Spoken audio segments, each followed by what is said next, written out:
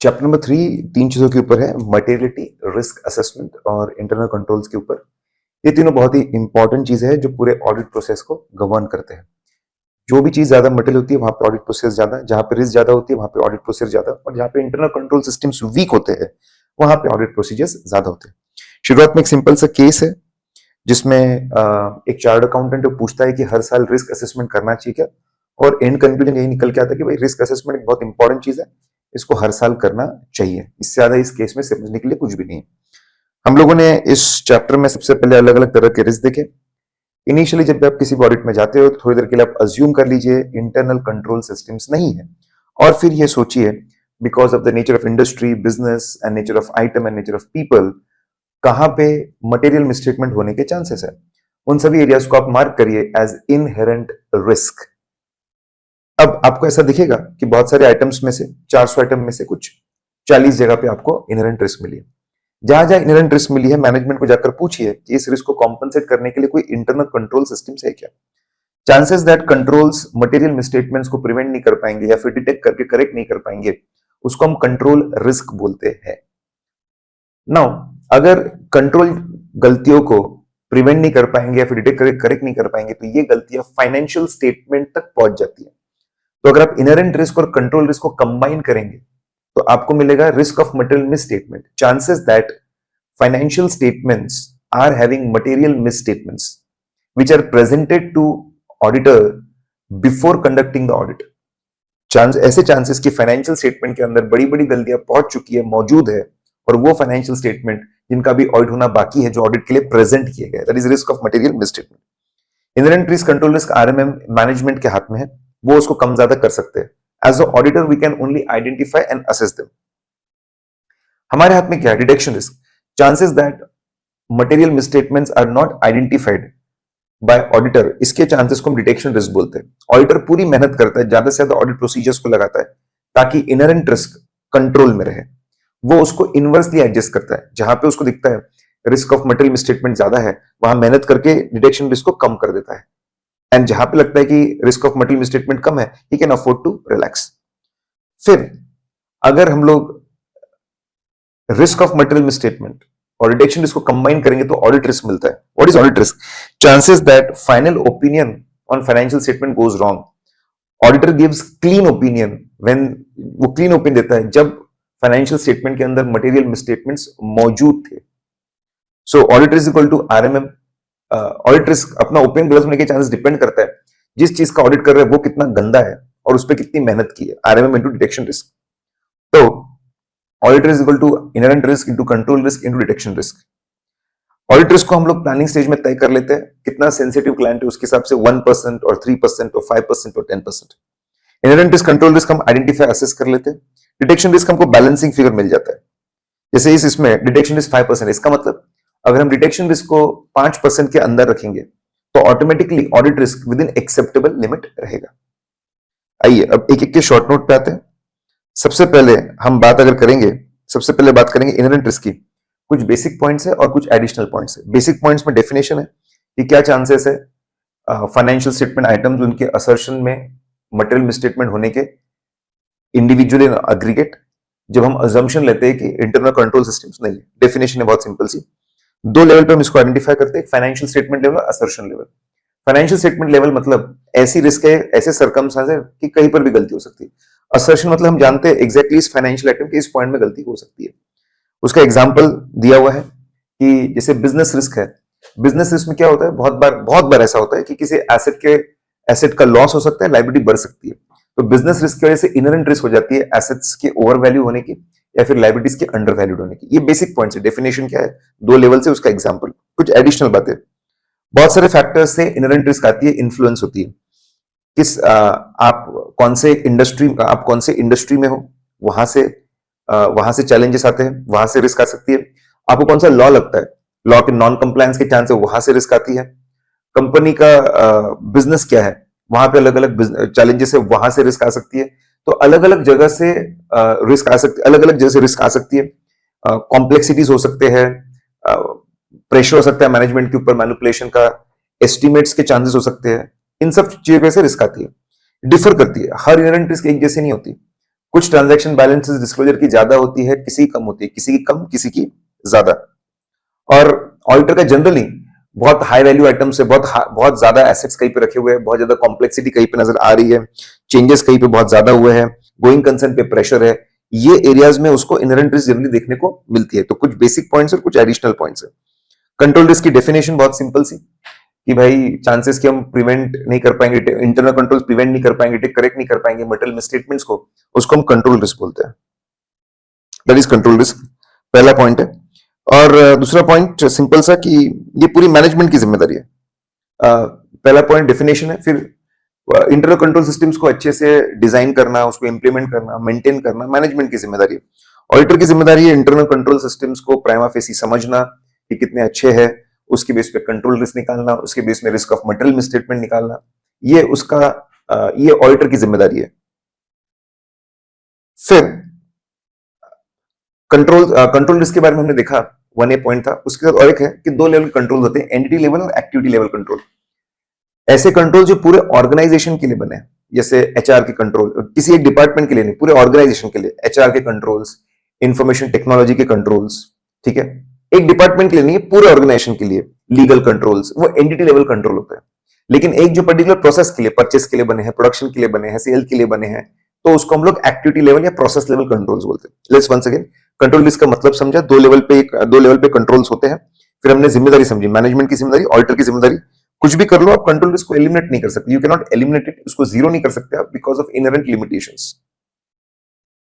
Detection risk की अगर बात करेंगे, चांसेस की ऑडिटर की ऑडिट प्रोसीजर्स डिटेक्ट नहीं कर पा रही मटेरियल मिसस्टेटमेंट को, he is not able to identify, उसको डिटेक्शन रिस्क बोलते हैं। वो उसको इनवर्सली एडजस्ट करता है, सब डिपेंड करता है ऑडिट प्रोसीजर्स पे, कितने प्यारे, कितनी अच्छी प्लानिंग करके, कितने अच्छे ऑडिट प्रोसीजर्स वो सिलेक्ट करता है, उसको कितने अच्छे से इंप्लीमेंट करता है, कितने अच्छे एविडेंस ऑब्टेन करता है। देखिए डिटेक्शन रिस्क के 2 कंपोनेंट है, सैम्पलिंग रिस्क या नॉन सैम्पलिंग रिस्क। ऑडिटर के सैम्पलिंग रिस्क मतलब क्या, ऑडिटर का कंक्लूजन गलत हो सकता है बिकॉज ऑफ सैम्पलिंग प्रोसेस की वजह, that is sampling risk. Non sampling risk मतलब क्या, ऑडिटर का ओपिनियन गलत हो रहा है, उसका कंक्लूजन गलत हो रहा है क्योंकि वो इनअप्रोप्रिएट, इनएडिक्वेट ऑडिट प्रोसेस को सिलेक्ट कर रहा है, या फिर उसको प्रॉपर्ली इंप्लीमेंट नहीं कर रहा है, केयरलेसली इंप्लीमेंट कर रहा है, या फिर एविडेंस को प्रॉपर इंटरप्रेट नहीं कर रहा है, ये हो सकते हैं। तो मोटा मोटी 3 चीजें आपको समझानी है, आपको डेफिनेशन और टाइप समझाना है पॉइंट नंबर 1 में, आपको किसकी क्या जिम्मेदारी है मैनेजमेंट की, ऑडिटर की, वो समझानी है। सॉरी मैं पिछला बोलने लगा, ठीक है। आपको समझाना है डिटेक्शन रिस्क मतलब क्या, फिर आपको समझाना है इनवर्स रिलेशनशिप है, एंड ऑडिट प्रोसीजर अच्छे रखोगे तो इसको काबू में रख सकते हो। आगे हम बढ़ते हैं ऑडिट रिस्क को लेकर। ऑडिट रिस्क मतलब फाइन ओपिनियन गलत होने के चांसेस, हम क्लीन ओपिनियन देके आगे, जबकि फाइनेंशियल स्टेटमेंट में मटेरियल मिसस्टेटमेंट्स है।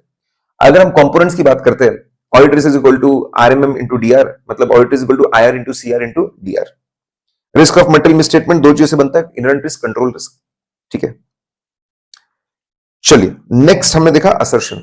ऐसे 315 is about understanding entity and it's environment including internal controls, ताकि उसकी मदद से हम रिस्क पता कर सके। रिस्क 2 लेवल पे, फाइनेंशियल स्टेटमेंट और असर्शन लेवल। असर्शन होते क्या, बहुत ही ब्रॉड मतलब अगर मैं बताना चाहूं, बहुत ब्रॉड मतलब all the information given by management through financial statement, जितनी जानकारी दे रहे हैं फाइनेंशियल स्टेटमेंट के थ्रू, डायरेक्टली इनडायरेक्टली, वो सब असर्शंस है, मैनेजमेंट असर्शंस है। इसी को बोलते हैं रिप्रेजेंटेशंस मेड बाय देम। थोड़ा स्पेसिफिक अगर बात करूं तो फाइनेंशियल स्टेटमेंट में 3 तरह का डेटा है, ट्रांजैक्शन, बैलेंसेस और डिस्क्लोजर। ट्रांजैक्शन से, बैलेंसेस या डिस्क्लोजर से डायरेक्टली इनडायरेक्टली मैनेजमेंट क्या इंफॉर्मेशन दे रहा है, वो असर्शन है। लेट्स सी, जैसे ट्रांजैक्शन है पीएनएल में 1000 करोड़, तो वो डायरेक्टली इनडायरेक्टली बोल रहा है कि ये असली है, ऑकरेंस इज द असर्शन। वो बोल रहा है कि भाई वो ये बोल रहे हैं कि कुछ भी छूटना नहीं चाहिए, कंप्लीटनेस इज द असर्शन। वो ये बोल रहे हैं कि अमाउंट सही है, एक्यूरेसी इज द असर्शन। ये बोल रहे हैं कि भाई ये सही है, कैपिटल वर्सेस रेवेन्यू सही अकाउंट में गया, classification is the assertion.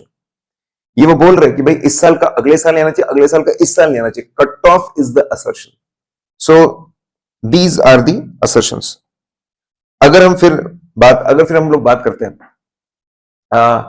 We talk about balances, तो लैंड बिल्डिंग का बैलेंस अगर 100 करोड़ है, तो डायरेक्टली इनडायरेक्टली बोल रहे असली है, एग्जिस्टेंस इज द असर्शन, कुछ भी छूटा नहीं है, nothing is left out, completeness is the assertion, amount सही है, valuation and allocation is the assertion, और हमारे बैलेंस शीट में लिखा था हम ही मालिक है इसके, rights and obligation is the assertion. फिर डिस्क्लोजर के असर्शन में अगर लीज रेंट पेबल है 20 करोड़, तो हम बोल रहे हैं कि ये असली है और कंपनी का है, occurrence, rights and obligation is assertion, कुछ भी छूटा नहीं है, completeness is the assertion, amount सही है, valuation and accuracy is the assertion, और ये प्रॉपर क्लासिफाइड है, प्रॉपर अंडरस्टैंडिंग दे रहा है लोगों को, that is the assertion. Now financial statement level risk हम जानते हैं, चांसेस की ऐसे सरकमस्टांसेस जिसकी वजह से फाइनेंशियल स्टेटमेंट में कहीं पर भी गलती हो सकती है, that is financial statement level risk. अगर अकाउंट्स डिपार्टमेंट में जो टॉप के चार्टर्ड अकाउंटेंट्स है वो बहुत नॉलेजेबल नहीं है, एक्सपीरियंस नहीं है, उनको नहीं समझ में आती चीजें एफआरएफ तो कैसे इंप्लीमेंट करना, उनका कॉम्पिटेंस इतना नहीं है, नॉलेज स्किल्स एक्सपीरियंस, इसकी वजह से अकाउंटिंग पॉलिसी सिलेक्शन में प्रॉब्लम होगा, एस्टिमेट में प्रॉब्लम होगा, डिस्क्लोजर में प्रॉब्लम होगा, फाइनेंशियल स्टेटमेंट किसी भी कोने में किसी भी ट्रांजैक्शन बैलेंस डिस्क्लोजर के अंदर गलती हो सकती है। असर्शन लेवल रिस्क मतलब स्पेसिफिक इस फाइनेंशियल आइटम के इस असर्शन में प्रॉब्लम होने के चांसेस हैं। यहां पर भी डिग्री कीप्स ऑन चेंजिंग, कहीं पे जैसे अकाउंट्स पेएबल है तो वैल्यूएशन रिस्क लो होती है लेकिन इन्वेंट्री में ज्यादा होती है। कंप्लीटनेस की बात करें तो इन्वेंट्री में लो होती है, कंप्लीट कवर हो ही जाता है, दिखता है सामने। सेल्स में छूटने के चांसेस कंप्लीटनेस की रिस्क ज्यादा होती है। तो किसी आइटम में कोई रिस्क ज्यादा होती है, दूसरे आइटम में कोई दूसरी रिस्क ज्यादा होती है। स्टेप्स ऑफ रिस्क आइडेंटिफिकेशन, यहां पे बेसिकली रिस्क को अच्छे से समझने की बात कर रहे हैं। Steps of risk identification, super cars, ठीक है, सुपर कार्स है, सुपर कार्स आपको बताएंगे कैसे रिस्क को आइडेंटिफाई करना है, ठीक है। Let's see guys, as for significance, जब भी आपको रिस्क मिले तो आप उसका सिग्निफिकेंस, कितने अमाउंट की गलती हो सकती है वो अच्छे से आप समझो, वो अच्छे देखो। हम समझ रहे स्टेप्स ऑफ रिस्क आइडेंटिफाई मतलब रिस्क में कौन सी बातें समझना है। यहां पे उसका मतलब है कि भाई सिग्निफिकेंस, कितनी बड़ी गलती हो सकती है, हजारों की, लाखों की, करोड़ों की, कितने करोड़ की, उसमें भी उसका लाइक्लीहुड क्या है, प्रोबेबिलिटी क्या है गड़बड़ होने की, वो आप समझिए, ठीक है। फिर कार्स कंट्रोल सिस्टम, आप जरूर से समझे कि रिस्क को कॉम्पनसेट करने के लिए कोई इंटरनल कंट्रोल है क्या, और वो इंटरनल कंट्रोल कैसा है, ये समझना बहुत जरूरी है क्योंकि उसका डायरेक्ट इंपैक्ट है। अगर कंट्रोल्स वीक होंगे, अगर कंट्रोल्स वीक होंगे, मिटिगेट नहीं कर रहे हैं, ठीक है, तो फिर रिस्क और बढ़ जाती है, रिस्क हाई हो जाती है। देन ए फॉर असर्शन, कौन से असर्शन पे इंपैक्ट है वो समझिए, क्योंकि हर असर्शन अलग है और हर असर्शन लेवल रिस्क को चेक करने का तरीका अलग है। भाई एग्जिस्टेंस में है कि वैल्यूएशन में है कि कंप्लीटनेस में है कि राइट्स एंड ऑब्लिगेशन में है, किसमें अच्छे समझना चाहिए। Then R for risk characteristics, आप और उसके अंदर जाके समझिए कि रिस्क एग्जैक्टली क्यों है, किस वजह से, कॉम्प्लेक्स कैलकुलेशन की वजह से, उसको चेक करने का तरीका अलग रहेगा। हाई वैल्यू इन्वेंट्री है, कैश बैलेंस है, उसको चेक करने का तरीका अलग रहेगा। मैनेज एस्टिमेट्स बहुत ज्यादा इन्वॉल्व है, या एस्टिमेट्स बहुत ज्यादा इन्वॉल्व है, तो उसको चेक करने का जो तरीका रहेगा that will be different.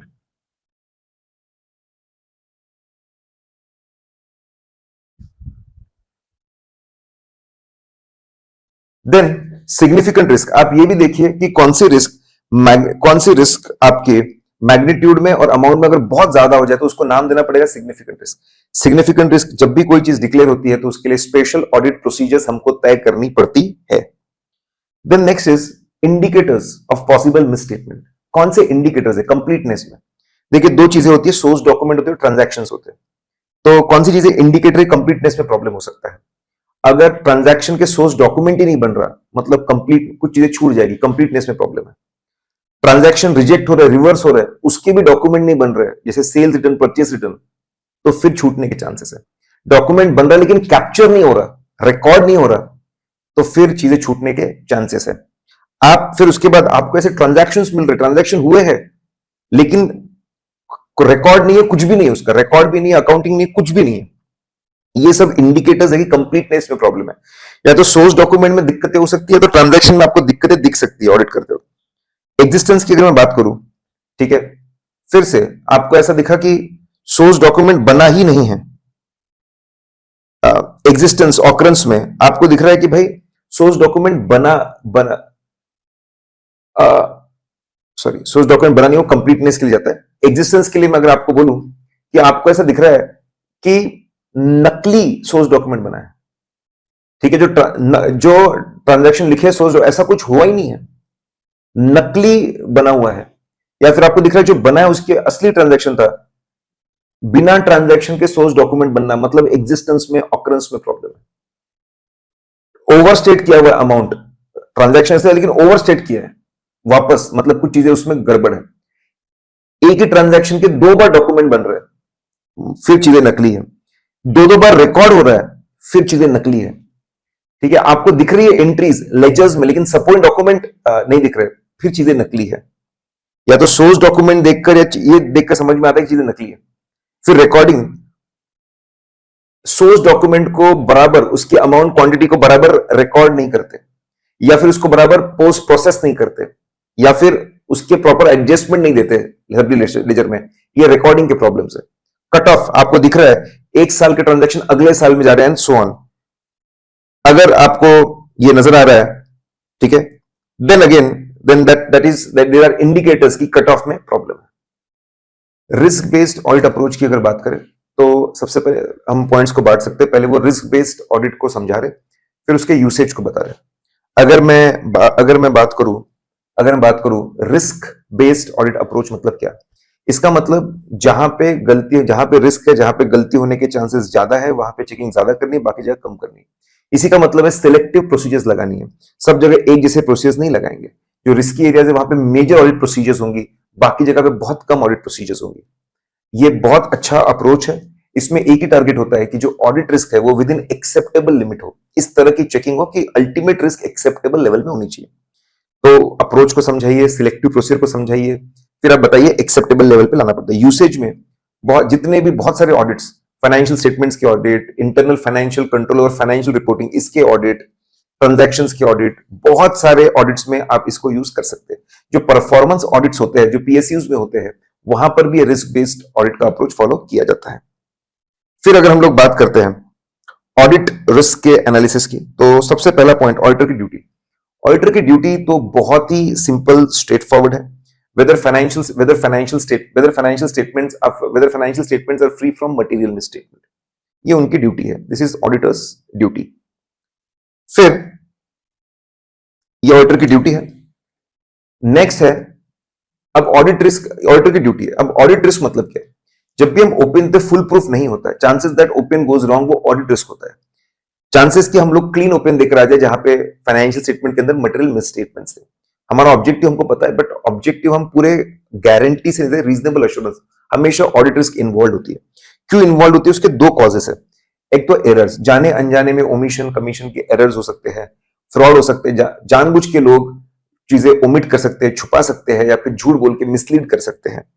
Errors के, और अगर हम सोर्सेस की अगर बात करें, एरर ऑफ प्रिंसिपल हो सकता है, एस्टीमेट में प्रॉब्लम हो सकता है, डेटा कैप्चरिंग या प्रोसेसिंग में प्रॉब्लम हो सकता है, फ्रॉड में ओमिशन, मैनिपुलेशन, फॉल्सिफिकेशन, मिसरिप्रेजेंटेशन, ऐसे अलग अलग चीजें हो सकती है।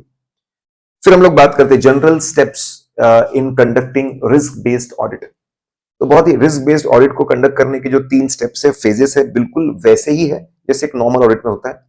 क्योंकि हमारा जो एसए के अंदर ऑडिट है वो स्टैंडर्ड रिस्क बेस्ड ऑडिट ही है। सबसे पहले रिस्क असेसमेंट होता है, we collect information, obtain understanding, फिर अंडरस्टैंडिंग ऑब्टेन करते हैं, रिस्क एरियाज को निकालते हैं, फिर रिस्पॉन्स टू रिस्क होता है, रिस्क रिस्पॉन्स होता है। ऑडिट प्रोसेस को तय करते हैं, उसको परफॉर्म करते हैं, देखते हैं, एविडेंस कलेक्ट करते हैं, सही में मिसस्टेटमेंट है कि नहीं, मटेरियल मिसस्टेटमेंट है कि नहीं। फाइनली रिपोर्टिंग होती है, ऑडिट रिपोर्ट हम इशू करके बताते हैं लोगों को कि फाइनेंशियल स्टेटमेंट रिलायबल है कि नहीं। तो सिंपल 3 स्टेप्स होते हैं। रिस्क असेसमेंट में सबसे पहले सोच समझ के जब क्लाइंट आता है तो सोचते हैं एक्सेप्टेंस एंड कंटिन्यूएंस, पुराना नया क्लाइंट लेना कि लेना, पुराना क्लाइंट कंटिन्यू करना कि नहीं। फिर हम लोग आराम से बैठकर प्लानिंग करते हैं, ओवरऑल प्लानिंग। उसमें सबसे पहले रिस्क असेसमेंट परफॉर्म करते हैं, कलेक्ट इन्फॉर्मेशन ऑब्टेन अंडरस्टैंडिंग, फिर आइडेंटिफाई असेस करते हैं रिस्क कि कहां कहां पे गलती हो सकती है, financial statement level, assertion level, list जहां जहां रिस्क मिलती है उसके कंट्रोल्स बनाते हैं कि भाई कोई कंट्रोल है जो इसको कॉम्पनसेट करते हैं, जो प्राइमा फेसी अच्छा लग रहा है उसको रेलेवेंट कंट्रोल्स बोलते हैं। ये सब करने में अगर कोई डेफिशिएंसी मिल गई तो मैनेजमेंट को जाकर बताए थे आपके सिस्टम कहां वीक लग रहा है। फिर रिस्पॉन्स टू रिस्क की अगर हम लोग बात करते हैं, अब रिस्क हमको पता चल गई, अब हम फर्दर ऑडिट प्रोसेस प्लान करते हैं, एविडेंस कलेक्ट करते हैं। जब आप प्लानिंग करो तो कुछ बातों का ख्याल रखो, एम एट यूएसए की तरफ एम करके पूरी प्लानिंग करो, यूएसए के हिसाब से प्लानिंग करो। असर्शंस कौन से इन्वॉल्व है वो सोचो, इंटरनल कंट्रोल्स रिलायबल है कि नहीं वो सोचो, मैनेजमेंट ओवरराइड करने कितने चांसेस है वो सोचो, ठीक है, कितनी अनप्रिडिक्टेबिलिटी रखनी है हमको ऑडिट प्रोसीजर में वो सोचो, सिग्निफिकेंट रिस्क कहां कहां है वो देखो, एनालिटिकल प्रोसीजर कैसे लगते वो सोचो। ये सारी बातें सोचकर रिस्पॉन्स रिस्क ऑडिट प्रोसीजर को तय करो। ऑडिट प्रोसीजर में मोटा मोटी 2 चीजें, टेस्ट ऑफ कंट्रोल और सब्सटैंटिव ऑडिट प्रोसीजर्स। देखिए इसके अंदर एक बहुत इंटरेस्टिंग बात, हम लोग इनिशियली कंट्रोल रिस्क को हम पता करते हैं रिस्क असेसमेंट फेज में कि कंट्रोल रिस्क कैसी होगी। तब हमको समझता है प्राइमा फेसी कौन से कंट्रोल अच्छे लग रहे हैं। अब उनका हम टेस्ट ऑफ कंट्रोल करते हैं, फिर आगे जाके हम सब्सटैंटिव ऑडिट प्रोसीजर्स लगाते हैं। फाइनल कंक्लूजन बनाने से पहले एक बार सोच लो, जितना हम कंट्रोल रिस्क सोच के आए थे, प्रीलिमिनरी कंट्रोल रिस्क था हमारा प्लानिंग स्टेज पे, आज हम ऑडिट पूरा कर रहे हैं, कंप्लीट कर रहे हैं, तो क्या उतना ही कंट्रोल रिस्क है? उतना ही है तो बहुत बढ़िया, बहुत अच्छी बात है, जैसा सोचा था वैसा है। लेकिन उतना नहीं, उससे ज्यादा लग रहा है, मतलब हमारी प्लानिंग तो हमने कम रिस्क करके सोची थी, लेकिन अब तो लग रहा है कंट्रोल उतने रिलायबल नहीं है, रिस्क तो ज्यादा है। अगर आपको लग रहा है फाइनल असेसमेंट कंट्रोल रिस्क का ज्यादा है, तो कंट्रोल रिस्क को बढ़ाइए, आरएमएम को बढ़ाइए, ज्यादा ऑडिट प्रोसीजर लगाइए, ज्यादा ऑडिट एविडेंस लीजिए। तो कंक्लूड करने से पहले कंट्रोल रिस्क का फाइनल असेसमेंट कर लीजिए। रिपोर्टिंग में आप पूरा एविडेंस कलेक्ट करिए, सफिशिएंट अप्रोप्रिएट एविडेंस है क्या वो देखिए, उसको स्टडी करिए, एनालाइज करिए, ठीक है, और एविडेंस इतना हो कि हम बहुत रिस्क काबू में हम लेकर आए।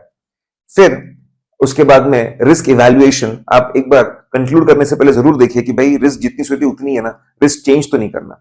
रिस्क अगर चेंज करोगे तो एडिशनल ऑडिट प्रोसेस परफॉर्म करनी पड़ती है। तो रिपोर्टिंग में एविडेंस इकट्ठा कर लो, रिस्क बराबर है उतनी है ना सोच लो, एडिशनल ऑडिट परफॉर्म करना कर लो। फाइनली ड्राफ्ट रिपोर्ट बनाकर मैनेजमेंट टेबल से आप फिर ऑडिट फाइंडिंग्स भी आप कम्युनिकेट कर लो, और फिर ऑडिट रिपोर्ट में अपना ओपिनियन दे दो। तो रिपोर्टिंग के अंदर एविडेंस कलेक्ट करके उसको स्टडी कर लो, रिस्क इवैल्यूएशन फाइनलाइज कर लो, एडिशनल प्रोसेस परफॉर्म करना तो कर लो, ऑडिट फाइंडिंग किसी को कम्युनिकेट करनी कर दो, आखिरी में ओपिनियन बना दो। अगर हम बात करते हैं इंटरनल कंट्रोल सिस्टम्स की, कि भाई इंटरनल कंट्रोल सिस्टम्स के अंदर, इंटरनल कंट्रोल सिस्टम मतलब क्या? टीसीडब्ल्यूजी मैनेजमेंट एम्प्लॉइज ने मिलकर जो स्टेप्स प्रोसीजर्स बनाई है कंपनी के अंदर ताकि कुछ इंपॉर्टेंट चीजों को अचीव किया जा सके, उसको हम लोग इंटरनल कंट्रोल्स बोलते हैं। सबसे इंपॉर्टेंट लॉ रूल्स रेगुलेशन का कंप्लायंस अचीव करे। उससे छोटे होते हैं एसेट्स, एसेट्स को सेफगार्ड करके रखे। एसेट्स होते हैं ऑपरेशन सफिशिएंट एफिशिएंट और इफेक्टिव तरीके से चले। और ऑपरेशंस की होती है अकाउंटिंग, तो फाइनेंशियल रिपोर्टिंग अच्छे से चले। ये चार ऑब्जेक्टिव्स को अचीव करने के लिए जो स्टेप्स और प्रोसीजर्स बनी है उसको इंटरनल कंट्रोल सिस्टम्स बोलते हैं। ट्रेडिशनल थ्योरी के हिसाब से और कुछ चीजें जोड़ दी, जो आपने चीजें बनाई है for prevention detection frauds and errors adherence to, ताकि मैनेजमेंट पॉलिसी के हिसाब से काम चले, वो भी उन्होंने डेफिनेशन में ले लिया है। ऑडिटर की जिम्मेदारी बहुत सिंपल है कंट्रोल्स को लेकर, उसको कंट्रोल एनवायरनमेंट ओवरऑल कितने सीरियस है लोग कंट्रोल्स के प्रति, वो प्रिलिमिनरी असेसमेंट करना है कंट्रोल्स को लेकर, कुछ कौन से अच्छे कंट्रोल लग रहे हैं वो देखना है, वो कंट्रोल्स को टेस्ट करना है और फिर फाइनल कंक्लूजन बनाना है कंट्रोल्स के ऊपर। अब हम ये जानते हैं कंट्रोल्स मतलब क्या, ऑडिटर की जिम्मेदारी। हम क्या चेक करते हैं? सबसे पहले चेक करते हैं बाय हुम, ऑटोमेटेड तरीके से कंट्रोल लग रहा है या मैनुअल, कैसे लग रहा है, साइन करके, स्टैम्प करके, अप्रूवल देके, ठीक है, किस तरीके से कंट्रोल को अप्लाई किया जा रहा है, इज अप्लाइड कंसिस्टेंटली उस डिपार्टमेंट के हर ट्रांजैक्शन, उस डिपार्टमेंट मतलब हर तरह के ट्रांजैक्शन में कंसिस्टेंटली लगा रहना, कहीं पे भेदभाव तो नहीं है, and is it operating effectively throughout the period. चार चीजों को चेक करते हैं test of control, by whom, दूसरा by what means how they are applied, तीसरा consistency, and is it operating throughout the year, ये देखा जाता है। अगर फिर हम जो हमको रिजल्ट्स मिलते हैं टेस्ट ऑफ कंट्रोल से, उसको स्टडी एनालाइज किया जाता है कि भाई अगर कंट्रोल्स फॉलो नहीं हो रहे थे, फेल हुए, तो उसको डेविएशन बोलते हैं, तो कितने डेविएशन हो रहे हैं, अगर बहुत ज्यादा डेविएशन तो कंट्रोल को वीक बोलते हैं और ऑडिट प्रोसेस को बढ़ा देते हैं। हम पीरियड जरूर ध्यान रखते हैं कि साल भर कंट्रोल, किसी भी कंट्रोल भरोसा करने में साल भर सही तरीके से चल रहा था ना। कभी कभी ऐसा भी होता है कि कुछ कंट्रोल कम महीनों के लिए होते हैं, 9 महीने के लिए, 3 महीने, 4 महीने, तो उस तरीके से चेकिंग करनी पड़ेगी कि भाई जितने इतने पीरियड के लिए कंट्रोल काम कर रहा है उतनी उतनी चेकिंग कर लो। Then next is nature of internal control. Internal control एक प्रकार की पॉलिसीज, प्रोसीजर, स्टेप्स है, इसको डिजाइन करना मैनेजमेंट की जिम्मेदारी, इसको डिजाइन करना, इंप्लीमेंट करना, मॉनिटर करना पूरी मैनेजमेंट की जिम्मेदारी के अंदर ही आता है। और अलग अलग तरह की जो रिस्क है उनको कॉम्पनसेट करने के लिए खास इनको बनाया जाता है। अगर हम बात करते हैं स्कोप, मतलब इंटरनल कंट्रोल्स में, इंटरनल कंट्रोल्स के अंदर क्या क्या चीजें, तो दो तरह कंट्रोल, स्कोप मतलब कवरेज, दो तरह कंट्रोल्स आते हैं। एडमिनिस्ट्रेटिव कंट्रोल, एडमिनिस्ट्रेटिव कंट्रोल का पूरा फोकस होता है पॉलिसीज और procedures for employees and assets of the company. Employees बहुत अच्छे प्रॉपरली बिहेव करे, प्रॉपर रिक्रूटमेंट्स हो, प्रॉपर ट्रेनिंग हो, प्रॉपर काम करे, प्रॉपर रिपोर्टिंग करे, ठीक है, उनका प्रॉपर सुपरविजन हो, एसेट सेफगार्डेड रहे, सेफ रहे, ये एडमिनिस्ट्रेटिव कंट्रोल में आता है। अकाउंटिंग कंट्रोल की अगर हम बात करते हैं, आपके बेसिक वाउचर्स बराबर अच्छे बने, बेसिक वाउचर्स अच्छे से बने, बेसिक वाउचर्स आपके बेसिक वाउचर्स आपके अच्छे से बने, ठीक है, उसके प्राइमरी बुक्स में पोस्टिंग अच्छे से हो, उसके लेजर्स बराबर बने, ठीक है, कोई भी चीज मिसिंग ना हो, जितना रिकॉर्ड में दिख रहा है उतना फिजिकल है कि वो देखिए, वो अकाउंटिंग कंट्रोल्स में है। दोनों में डिफरेंस ऐसा है कि अलग अलग चीजों पे फोकस है, एक पे ह्यूमन बींग्स आपके एम्प्लॉइज के ऊपर फोकस है, एक में अकाउंटिंग सिस्टम पे फोकस है। फिर ऑब्जेक्टिव्स, एक अकाउंटिंग इंटरनल कंट्रोल सिस्टम का अल्टीमेट ऑब्जेक्टिव क्या होता है कि सबसे पहले जो ट्रांजैक्शन जो रिकॉर्ड हो वो सिर्फ ऑथराइज वैलिड ट्रांजैक्शन हो, जो रिकॉर्ड हो रहा है वो रियल हो, ठीक है, जो रियल ट्रांजैक्शन हो, सही अमाउंट पे रिकॉर्ड हो, टाइमली बेसिस पे रिकॉर्ड हो, रिकॉर्ड होने के बाद प्रॉपर पोस्ट हो। ये ऑब्जेक्टिव्स होते हैं अकाउंटिंग सिस्टम। पोस्ट हो, उसकी प्रॉपर समरी बने, प्रॉपर अकाउंट बैलेंस निकले, समराइज हो, ट्रायल बैलेंस बने, फाइनेंशियल स्टेटमेंट बने। इंटरनल कंट्रोल के लिमिटेशंस क्या है? जो टॉप मैनेजमेंट है वो कभी भी सिस्टम को तोड़ सकता है, ओवरराइड कर सकता है, बाईपास कर सकता है, पहला। दूसरा, फाइनेंशियल स्टेटमेंट एस्टिमेट्स और जजमेंट के ऊपर बने हैं, एस्टिमेट्स और जजमेंट में बहुत मैनिपुलेशन होते हैं। ये दो प्रॉब्लम्स टॉप मैनेजमेंट से आते हैं। फिर मिड लेवल मैनेजमेंट में कॉस्ट बेनिफिट एनालिसिस में कॉस्ट की वजह से बहुत सी बार कंट्रोल्स को अपग्रेड नहीं किया जाता, उसको बनाया नहीं जाता। या फिर हो सकता है कोलिजन हो, दो एम्प्लॉइज में आपस में कोल्यूजन हो गया, सीनियर जूनियर में कोल्यूजन हो गया, मिलकर फ्रॉड कर रहे हैं। एम्प्लॉइज अनयूजुअल ट्रांजैक्शंस को कैसे हैंडल करना कंट्रोल में नहीं बताया जाता, वो प्रॉब्लम अनयूजुअल ट्रांजैक्शन के लिए नहीं बने। ह्यूमन एरर की वजह से कंट्रोल फेल हो जाते हैं, काउंटिंग में गलती है, लिखने में गलती है, इसकी वजह से। फिर अगर हम बात करते हैं structure of internal control, structure of internal control मतलब इंटरनल कंट्रोल में किस तरह के स्टेप्स होते हैं।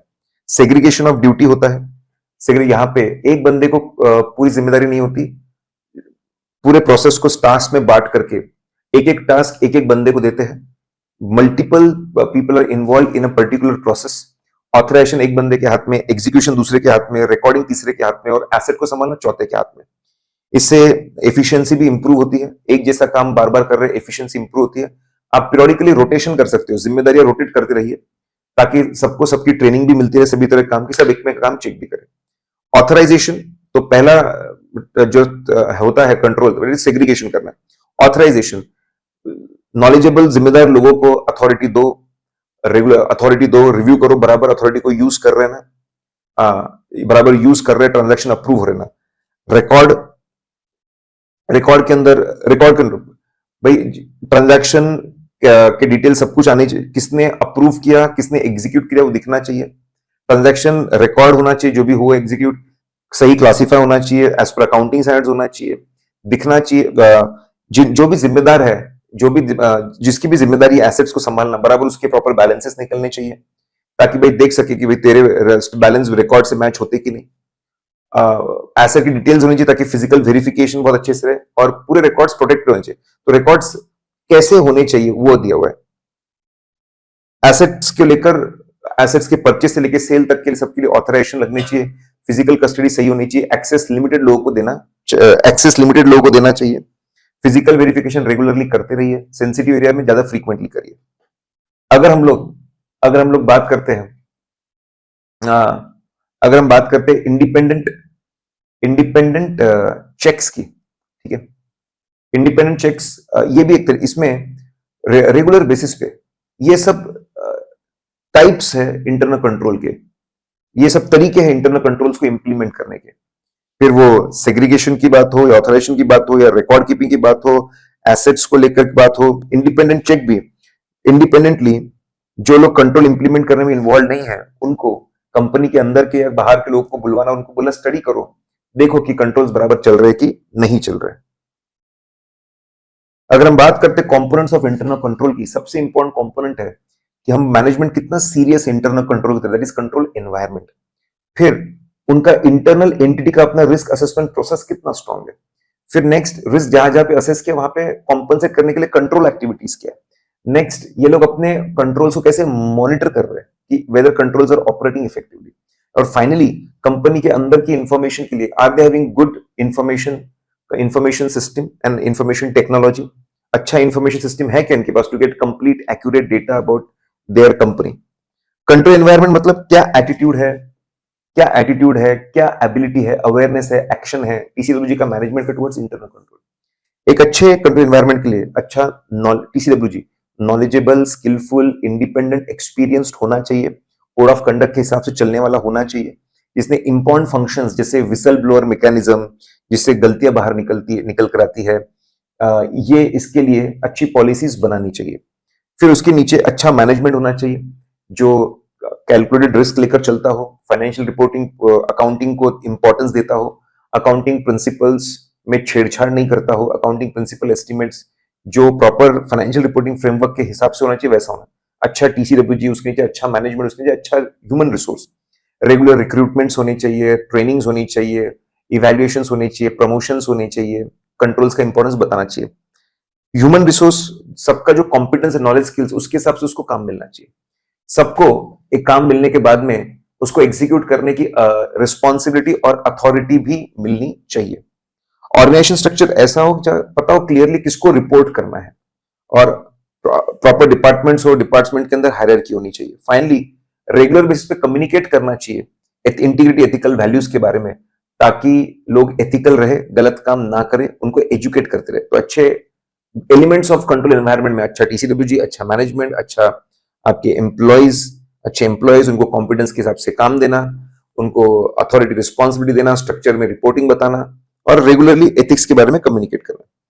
एंटिटी का अपना खुद का रिस्क असेसमेंट प्रोसेस बहुत स्ट्रांग होना चाहिए। They should identify business risk identify करना चाहिए, जिसका फाइनेंशियल स्टेटमेंट पे इंपैक्ट है, उसका क्या सिग्निफिकेंस है, कितना अमाउंट इन्वॉल्व है, कितना लाइकलीहुड है, वो देखना चाहिए। और मैनेजमेंट उसको कैसे रिस्पॉन्ड कर रहा है, कि कोई कंट्रोल्स बनाए कि उसको कॉम्पनसेट करने के लिए, how good are the controls, वो देखना चाहिए। Risk assessment process. Financial statement में गलती होने के चांसेस, इसके रिस्क अलग अलग जगह से आ सकते हैं। PFA tragic risk assessment, please find attached tragic risk assessment. P for personal, नए नए लोगों के आने की वजह से मिसस्टेटमेंट हो सकते हैं फाइनेंशियल स्टेटमेंट। फॉरेन ऑपरेशंस है, कम्युनिकेशन मुश्किल होता है, फॉरेन करेंसी रेट बदलना पड़ता है, उसकी वजह से मटेरियल मिस्टेटमेंट आ सकते हैं। A for accounting, new accounting pronouncements लोगों को पता नहीं है, उसकी वजह से मटेरियल मिस्टेटमेंट आ सकते हैं। टेक्नोलॉजिकल चेंजेस है प्रोडक्शन में, इंफॉर्मेशन सिस्टम में, उसकी वजह से आ सकते हैं, उससे से गलतियां। रेगुलेटरी चेंजेस है, नए लॉ लीगल रिक्वायरमेंट्स है, लोगों को समझ में नहीं आते, वहां पे गलती हो सकती है। Activities, new new plants, new business models, new products में गलती। रैपिड ग्रोथ है, लोगों को समझ में नहीं आता, उसकी वजह से गलती हो सकती है। इंफॉर्मेशन सिस्टम में चेंजेस है, उसकी वजह से गलती हो सकती है। Corporate restructuring, amalgamation, merger, demerger, उसकी वजह से भी गड़बड़ हो सकती है। ये all these are sources of risk. Control activities में हम लोग सिंपली बताते हैं कि किस तरह के स्टेप्स, किस तरह की प्रोसीजर्स होती है कंट्रोल के अंदर। शॉर्टकट है professor spy. P stand for physical control. Assets और जो रिकॉर्ड्स है फिजिकली सेफ होने चाहिए, लॉक एंड की में होने चाहिए, उनके सराउंडिंग स्ट्रांग होने चाहिए, ऑथराइज्ड एक्सेस होना चाहिए, जो आ रहे जा रहे उनके रिकॉर्ड होने चाहिए, physical control. Segregation of duty होना चाहिए, एक बंदे के हाथ में सब कुछ मत दो, ऑथराइजेशन एक के पास, एग्जीक्यूशन एक के पास, रिकॉर्डिंग एक के पास, और फिजिकल कस्टडी किसी और के पास में है। Then P for performance review, जो भी परफॉर्मेंस है पिछले सालों से कंपेयर करो, बजट से, रेगुलर बेस पे किसी ने पिछले साल बजट से कंपेयर करना चाहिए, साल के दौरान ऑपरेशनल फाइनेंशियल परफॉर्मेंस को कंपेयर करना चाहिए, साल के एंड में इंटरनल और एक्सटर्नल कंपेयर करना चाहिए, ये देखने के लिए कहीं पे कोई बहुत बड़ा चेंज तो नहीं है, अनयूजुअल कुछ तो नहीं है, इससे समझ में आता है कंट्रोल्स बराबर चल रहे हैं। I for information processing, general IT controls, मतलब पूरे आईटी डिपार्टमेंट के जो कंट्रोल्स होते हैं, जनरल आईटी कंट्रोल्स। और आईटी डिपार्टमेंट के अंदर जो छोटे छोटे एप्लीकेशन है, परचेस के, प्रोडक्शन के, सेल के, एचआर के, दैट इज एप्लीकेशन, उसके लिए जो स्टेप्स बने हुए उसको बोलते हैं एप्लीकेशन कंट्रोल्स। ये एग्जांपल है किस तरह के स्टेप्स, किस तरह के कंट्रोल्स होते हैं, किस तरह कंट्रोल्स होते हैं।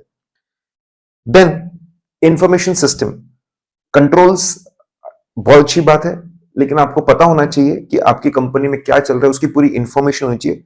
You need very good information system and information technology. Information system में क्या कहता है, जो इंफ्रास्ट्रक्चर है, फिजिकल हार्डवेयर है, सॉफ्टवेयर है, उसके ऊपर जो काम करने वाले लोग हैं, वो जो प्रोसेस फॉलो करते हैं वो है, और जो डेटा, ये सब मिलकर बनता है इंफॉर्मेशन सिस्टम। एक्सटेंड, आजकल आईटी का, कंप्यूटर्स का बहुत यूज है। इंफॉर्मेशन सिस्टम का ऑब्जेक्टिव क्या होना चाहिए? ऑब्जेक्टिव होना चाहिए just like assertions, target completeness, कोई भी ट्रांजैक्शन, कोई भी वैलिड ऑथराइज्ड ट्रांजैक्शन ना छूटे, एक्यूरेसी, सब चीजें सही अमाउंट पे रिकॉर्ड हो, classification, capital versus revenue, segments, departments, accounts का क्लासिफिकेशन सही हो, कट ऑफ, इस साल के ट्रांजैक्शन अगले साल ना, अगले साल की इस साल ना। फिर उसके बाद प्रेजेंटेशन डिस्क्लोजर, फाइनेंशियल स्टेटमेंट में सही लाइन आइटम पे जाए, उसकी proper detail notes to accounts में जाए। जितना इंफॉर्मेशन सिस्टम अच्छा होगा, quality of information will drastically improve. Managers managers अच्छे इंफॉर्मेशन मिलेगा या अच्छे डिसीजंस ले पाएंगे। अगर आप चाहते हैं कि इंफॉर्मेशन सिस्टम, इंफॉर्मेशन टेक्नोलॉजी अच्छे से चले, तो एक बहुत इंपॉर्टेंट रोल है आपके जो अकाउंट्स डिपार्टमेंट है उसके रोल रिस्पॉन्सिबिलिटी अच्छे से सबको कम्युनिकेटेड होने चाहिए, सबको अपना काम पता होना चाहिए। अच्छे से काम करेंगे तो अच्छा इंफॉर्मेशन सिस्टम, इंफॉर्मेशन टेक्नोलॉजी बनेगा। मॉनिटरिंग कंट्रोल्स, इसका बहुत सिंपल मतलब है ये देखना कि इंटरनल कंट्रोल्स इफेक्टिव तरीके से काम कर रहे हैं कि नहीं कर रहे हैं। ऑडिटर की जिम्मेदारी होती है रेगुलर बेस पे ये देखना है कंपनी के अंदर मॉनिटरिंग ऑफ कंट्रोल्स चल रहे हैं क्या। मॉनिटरिंग अच्छी होगी तो ओवरऑल इंटरनल कंट्रोल अच्छे होंगे।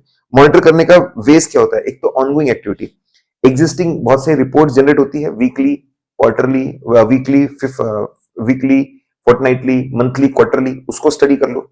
सेपरेट इवैल्यूएशन, किसी को अपॉइंट करो, cyber security expert, stock expert, internal auditor, वो देख लेगा दोनों कॉम्बिनेशन। और एक्सटर्नल पार्टीज का क्या फीडबैक है, फीडबैक क्या है, उनके सजेशंस क्या है, कंप्लेंट्स क्या है, वो देखो, उससे भी समझता है सिस्टम बराबर चल रहा है। स्मॉल कंपनी में ओनर मैनेजर ही सब कर लेता है कि कोई एक्सपेक्टेशन से कम जा तो नहीं चीजें, फाइनेंशियल डेटा बराबर है ना, रेमेडियल एक्शन भी वही लेता है। इंटरनल चेक सिस्टम, तो उसके पहले उन्होंने बोला है कि ओवरऑल जो इंटरनल कंट्रोल सिस्टम है उसमें ट्रेडिशनल थियरी है, उसमें एडमिनिस्ट्रेटिव कंट्रोल आता है, स्टाफ एसेट्स को सेफ अच्छे रखने के कंट्रोल्स, अकाउंटिंग कंट्रोल्स आते हैं, फिर इंटरनल चेक सिस्टम होता है। इंटरनल चेक सिस्टम एक फीचर है पूरे इंटरनल कंट्रोल सिस्टम का, और इंटरनल ऑडिट होता है। तो चार चीजें आती है ओवरऑल सिस्टम के अंदर। इंटरनल चेक मतलब एक बंदे को जिम्मेदार मत, सिस्टम को इस तरीके से डिजाइन करो, स्टेप्स को इस तरीके से तय करो कि एक आदमी का काम ऑटोमेटिकली चेक हो जाता है, या तो सिस्टम से या दूसरे बंदे से ऑटोमेटिकली चेक हो जाता है। सिंगल पर्सन इन्वॉल्व नहीं है, मल्टीपल पर्सन इन्वॉल्व है। इसका सिंपल ऑब्जेक्टिव क्या है, प्रिवेंट करना फ्रॉड एरर्स को, डिटेक्ट करना मटेरियल मिसस्टेटमेंट्स को, एफिशिएंटली इफेक्टिवली काम चल होना चाहिए, लोगों ने जिम्मेदारी से काम करना चाहिए, ये ऑब्जेक्टिव है। इसको इंप्लीमेंट कैसे करते हैं, तो पहले फ्यू पॉइंट्स है, उसका शॉर्टकट है इंडिपेंडेंट मिलिट्री एंड एनडीए।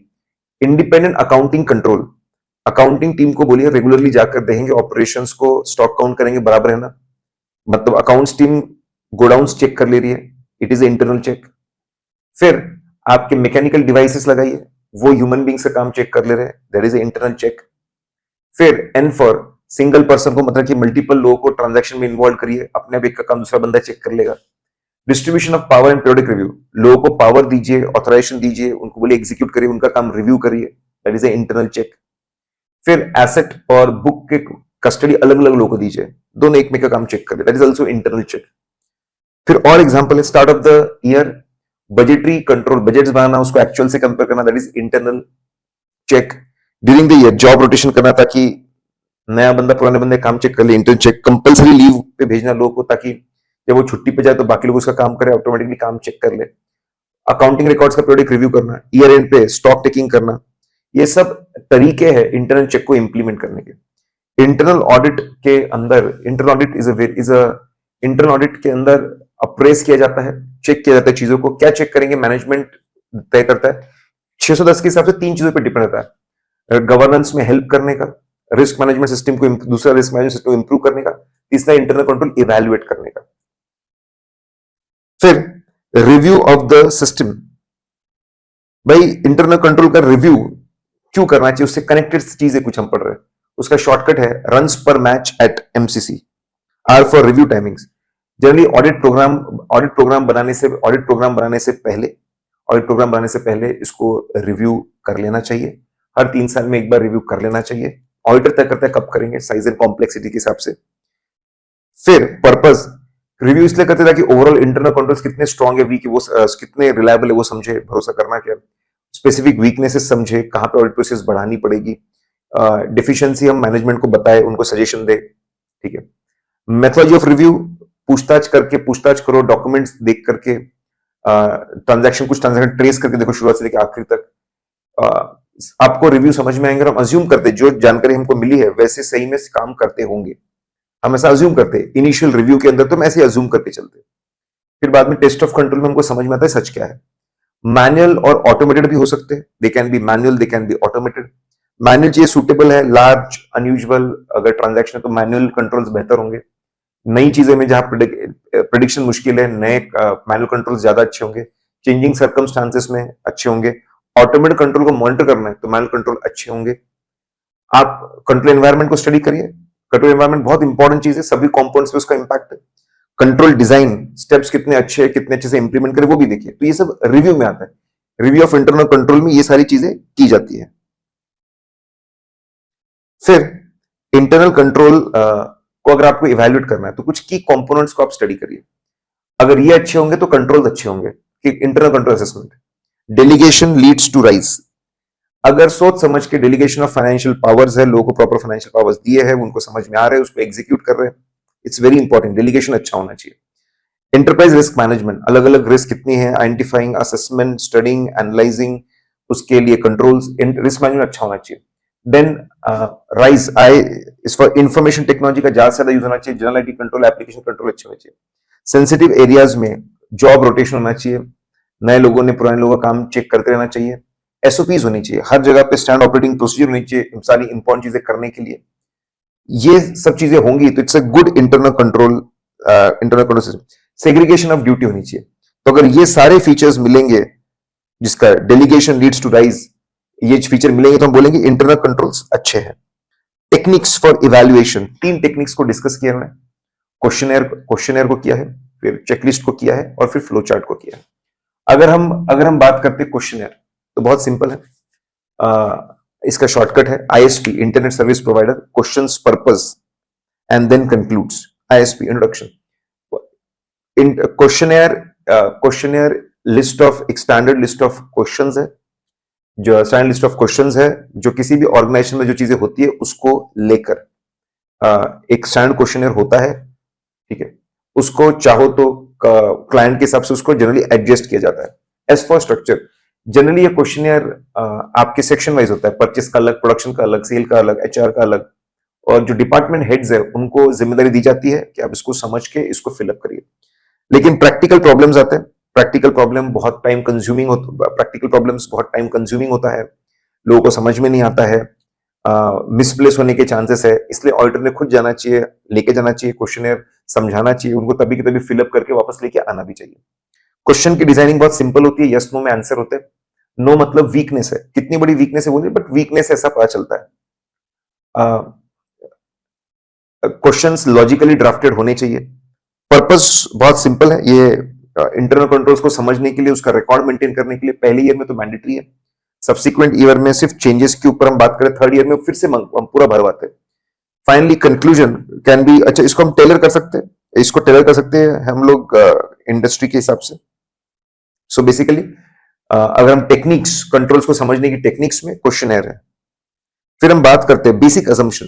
एक अच्छे क्या बेसिक अजम्पशन होते हैं एक अच्छे इंटरनल कंट्रोल्स के। क्वेश्चनर ड्राफ्ट करते वक्त हम लोग एक अच्छा इंटरनल कंट्रोल कैसा होना है हम सोचते हैं, फिर वो सोच के क्वेश्चनर को बनाते हैं।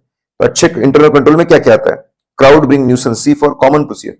कॉमन प्रोसीजर जैसे डिपॉजिट करना, बैंक रिकंसिलिएशन स्टेटमेंट्स बनवाना, ठीक है, ये कॉमन प्रोसीजर होनी चाहिए। रूटीन रिव्यूज, जूनियर काम सीनियर ने चेक करना ही चाहिए। वर्क आइडेंटिफिकेशन, किसने क्या काम किया है वो पता होना चाहिए, सबके इनिशियल सिग्नेचर्स होने चाहिए। डिवीजन ऑफ ड्यूटीज, बड़े टास्क को छोटे टास्क में समझाओ, सेग्रीगेशन ऑफ ड्यूटी होनी चाहिए। डॉक्यूमेंटेशन, प्रॉपर डॉक्यूमेंटेशन होना चाहिए जो ट्रांजैक्शंस हो रहे हैं उसको लेकर। नॉन कंपैटिबल एसेट और रिकॉर्ड का काम एक को मत दो, सिंगल बंदे को पूरी जिम्मेदारी मत दो, ठीक है। तो इससे ये बेसिक अजम्पशंस है अच्छे कंट्रोल्स के। Checklist, list of questions, instruction जो हमारे ऑडिट टीम मेंबर को दी जाती है कि तू इसको अच्छे से पढ़, समझ और जाके पूछताछ कर और फिर इसको भर। जनरली इसका भी यस नो में आंसर होता है। एक एग्जांपल दीजिए, कैश मैनेजमेंट की, कैश के लिए अगर आप चेकलिस्ट ड्राफ्ट करोगे तो नॉन कंपैटिबल फंक्शन एक साथ नीचे, उसका shortcut small LDR on SPV called FB.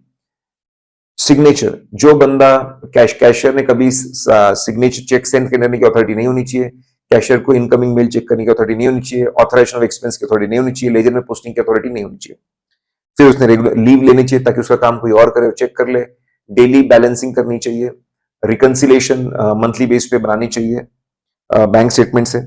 SPV, cashier से सिक्योरिटी लेना चाहिए, फिडेलिटी बॉन्ड लेना चाहिए, भाई कोई चोरी करके भागा तो कंपनी सेफ रहे। इंश्योर कंप्लायंस, उसने इंश्योर करना चाहिए ऑथराइजेशन के बाद ही पेमेंट्स होने चाहिए। डेली बेसिस पे कैश को चेक करना चाहिए। फंड्स, ये सब कैशियर की चेकलिस्ट, कैश मैनेजमेंट बना रहा है उसकी चेकलिस्ट है। फंड्स, ये सारे सवाल पूछे जाते हैं, डोंट होल्ड फंड्स और बाकी इन्वेस्टमेंट बहुत ज्यादा होल्ड मत करो, अननेसेसरी बैलेंस मत रखो। बेसिक डिस्टेंस है क्वेश्चनर और चेकलिस्ट में। सबसे पहले रिस्पोंडेंट्स, क्वेश्चनर कंपनी के अंदर के जो डिपार्टमेंट हेड है वो बनाते हैं, और चेकलिस्ट जो है जो ऑडिट टीम मेंबर्स है वो बनाते हैं। क्वेश्चंस की अगर हम बात करें तो आपके चेकलिस्ट के अंदर इंस्ट्रक्शंस होते हैं, इंस्ट्रक्शंस होते हैं, लिमिटेड इंस्ट्रक्शन होते हैं, लेकिन क्वेश्चनर बहुत डिटेल में होते हैं, क्योंकि क्या है, सामने वालों को नॉलेज नहीं होता सिस्टम को लेकर, ऑडिट को लेकर। वीकनेस की अगर बात करें, दोनों जगह पे जनरली नो से पता चलता है कि वीकनेस है, लेकिन इंटरनल कंट्रोल क्वेश्चन में कितना बड़ा वीकनेस है वो नहीं समझता, जाके समझना पड़ेगा, पूछताछ करनी पड़ेगी। चेकलिस्ट के अंदर पूरी वीकनेस की पूरी डिटेल्स मिल जाती है, किस तरह की वीकनेस है, किस तरह का प्रॉब्लम है, किस तरह का नेचर है, वो सब मिल जाता है। तो दोनों में फर्क है। फ्लोचार्ट ग्राफिकल प्रेजेंटेशन है इंटरनल कंट्रोल सिस्टम का। कंसाइज व्यू मिलता है, कंसाइज बर्ड्स आई व्यू मिलता है, easy to spot deficiencies. Concise view easy to word deficiency होता है। अगर हम बात करें फिर नेक्स्ट है एक अच्छा फ्लोचार्ट के फीचर्स। एक अच्छा फ्लोचार्ट से क्या फायदा होता है? एक अच्छा फ्लोचार्ट हो, विशाल रीड्स, विजुअल क्लैरिटी पूरी एब्सोल्यूट क्लैरिटी होती है कि कैसे काम चल रहा है, रिकॉर्ड कहां पर मैनेज कहां पर है, किस किस रिकॉर्ड मैनेजमेंट के बारे में पता चलता है, लेकिन इसको बनाने के लिए एक्सपर्टीज लगेगी। क्लियर कट दिखता है किस किस के पास ऑथराइजेशन है, डॉक्यूमेंट्स का फ्लो कैसा है, कितने कॉपीज बने, कौन से डॉक्यूमेंट कहां गया, डॉक्यूमेंट की ट्रैकिंग होती है। ठीक है, सेक्शन वाइज जनरली चार्ट बनता है, तो सेक्शन वाइज चार्ट, अच्छा चार्ट सेक्शन वाइज होता है। तो एक अच्छा चार्ट आपने बनाया है, ठीक है, तो उसके ये फीचर्स, ये एडवांटेज आपको मिलते हैं। अगर आप फ्लोचार्ट बनाना चाहते हो, स्लॉट फॉर क्वेश्चन, सिंबल्स अच्छे समझ लो, सिंबल्स को यूज करो कंसिस्टेंटली, प्रॉपरली। फंक्शंस को लिंक करो, परचेस को अकाउंट्स पेबल इन्वेंट्री से, फिर सेल्स को अकाउंट्स रिसीवेबल कलेक्शन से। चार्ट ओरिएंटेशन जनरली हॉरिजॉन्टल होता है। ट्रांजैक्शन प्रॉपर फ्लो दिखाओ कि पहले परचेस डिपार्टमेंट था, फिर उसके बाद में परचेस डिपार्टमेंट ने ऑर्डर प्लेस किया, फिर आपके परचेस डिपार्टमेंट ने आपका प्रॉपर ऑर्डर प्लेस किया, फिर आपके गोडाउन के अंदर बराबर गुड्स आए, फाइनेंस डिपार्टमेंट ने पेमेंट किया, अकाउंट डिपार्टमेंट ने अकाउंटिंग की, पूरा फ्लो दिखना चाहिए। क्वेश्चंस लिखे होने चाहिए कि ये फ्लोचार्ट कौन से क्वेश्चंस आंसर करता है, ताकि लोग इसका इंपॉर्टेंस समझे, इसमें क्या क्या आपको जवाब मिलेंगे, क्या क्या चीजें आपको समझने को मिलेगी वो बताए। फिर एक एग्जाम्पल है कि भाई सेल्स का प्रोसेसिंग कैसे होता है। कस्टमर का ऑर्डर आता है, ऑर्डर रिसीविंग फंक्शन बोलते हैं, फिर गुड डिस्पैच होता है, डिस्पैच फंक्शन बोलते हैं, फिर बिलिंग होती है, सेल्स इनवॉइस बिलिंग फंक्शन बोलते हैं, फिर अकाउंटिंग होती है लेजर के अंदर, ट्रेड रिसीवेबल लेजर के अंदर, फिर अकाउंटिंग होती है जनरल लेजर के अंदर, फिर इन्वेंट्री को अपडेट किया जाता है। तो ये सारी चीजें होती है सेल्स प्रोसेसिंग में। तो पहले भी ऑर्डर रिसीविंग में ऑर्डर अलग अलग तरीके से मिल सकते हैं, मेल आ सकता है, टेलीफोन कॉल आ सकता है, और आपका कॉल आ सकता है, कॉल आने के बाद में आपके सेल्समैन भी ला सकते हैं। जैसे ही ऑर्डर आता है तो सेल्स एडवाइस बनना चाहिए, उसकी प्रॉपर नंबरिंग होनी चाहिए, और सेल्स एडवाइस जो बनता है उसकी 4 कॉपीज बनती है। ये कॉपीज डिस्पैच सेक्शन को भेजते कि देखो ऐसा कस्टमर ऑर्डर आया था, ये सेल्स इनवॉइस है, आप डिस्पैच करिए। डिस्पैच करने के बाद में वो एक कॉपी भेज देते, आखिरी कॉपी की भी हमने डिस्पैच कर दिया। अगर फुलफिल हो चुकी है चीजें तो कस्टमर का ऑर्डर जो आया था और सेल्स एडवाइस कि भाई प्रूफ की डिलीवरी हो चुकी है, ऑर्डर भेज चुके हैं, फाइलिंग करके रख देते हैं। अगर अभी ऑर्डर पूरा फुलफिल नहीं हुआ तो वेट करते हैं कि भाई अभी पूरा नहीं हुआ और सेल्स एडवाइस को आने दो, फिर सभी सेल्स एडवाइस को एक साथ कस्टमर ऑर्डर जो आया था उसके साथ अटैच करके फाइल कर देंगे। डिस्पैच सेक्शन में उनको सेल्स एडवाइस मिलता है, फिर उसके हिसाब से वो डिस्पैच के अरेंजमेंट्स करते हैं और डिस्पैच करते हैं। गुड्स के साथ एक कॉपी जाती है, गुड्स के साथ 2 कॉपी एक्चुअली जाती है, एक पैक की जाती है, एक जाती है कॉपी सिग्नेचर लेके वापस आ जाती है, एक कॉपी बिलिंग डिपार्टमेंट में जाती है, एक कॉपी बिलिंग डिपार्टमेंट, और एक जो सेल्समैन है उनको मिलती है कि भाई हमने डिस्पैच कर दिया है, आप लेके आए थे ऑर्डर, हम डिस्पैच कर चुके हैं। और ये जो कॉपी है जो सेल्समैन वाली है बड़ी काम की है। अगर ट्रांसपोर्टर को दे रहे हैं, तो इसके बेस पे ट्रांसपोर्ट के डॉक्यूमेंटेशन बन जाते हैं, railway receipt, forwarding note and so on. Billing section की बात करें तो बिलिंग सेक्शन को एडवाइस मिलता है कि भाई डिस्पैच हो चुका है, उसके बेस पे इनवॉइस बनता है, उसकी भी 4 कॉपी बनती है।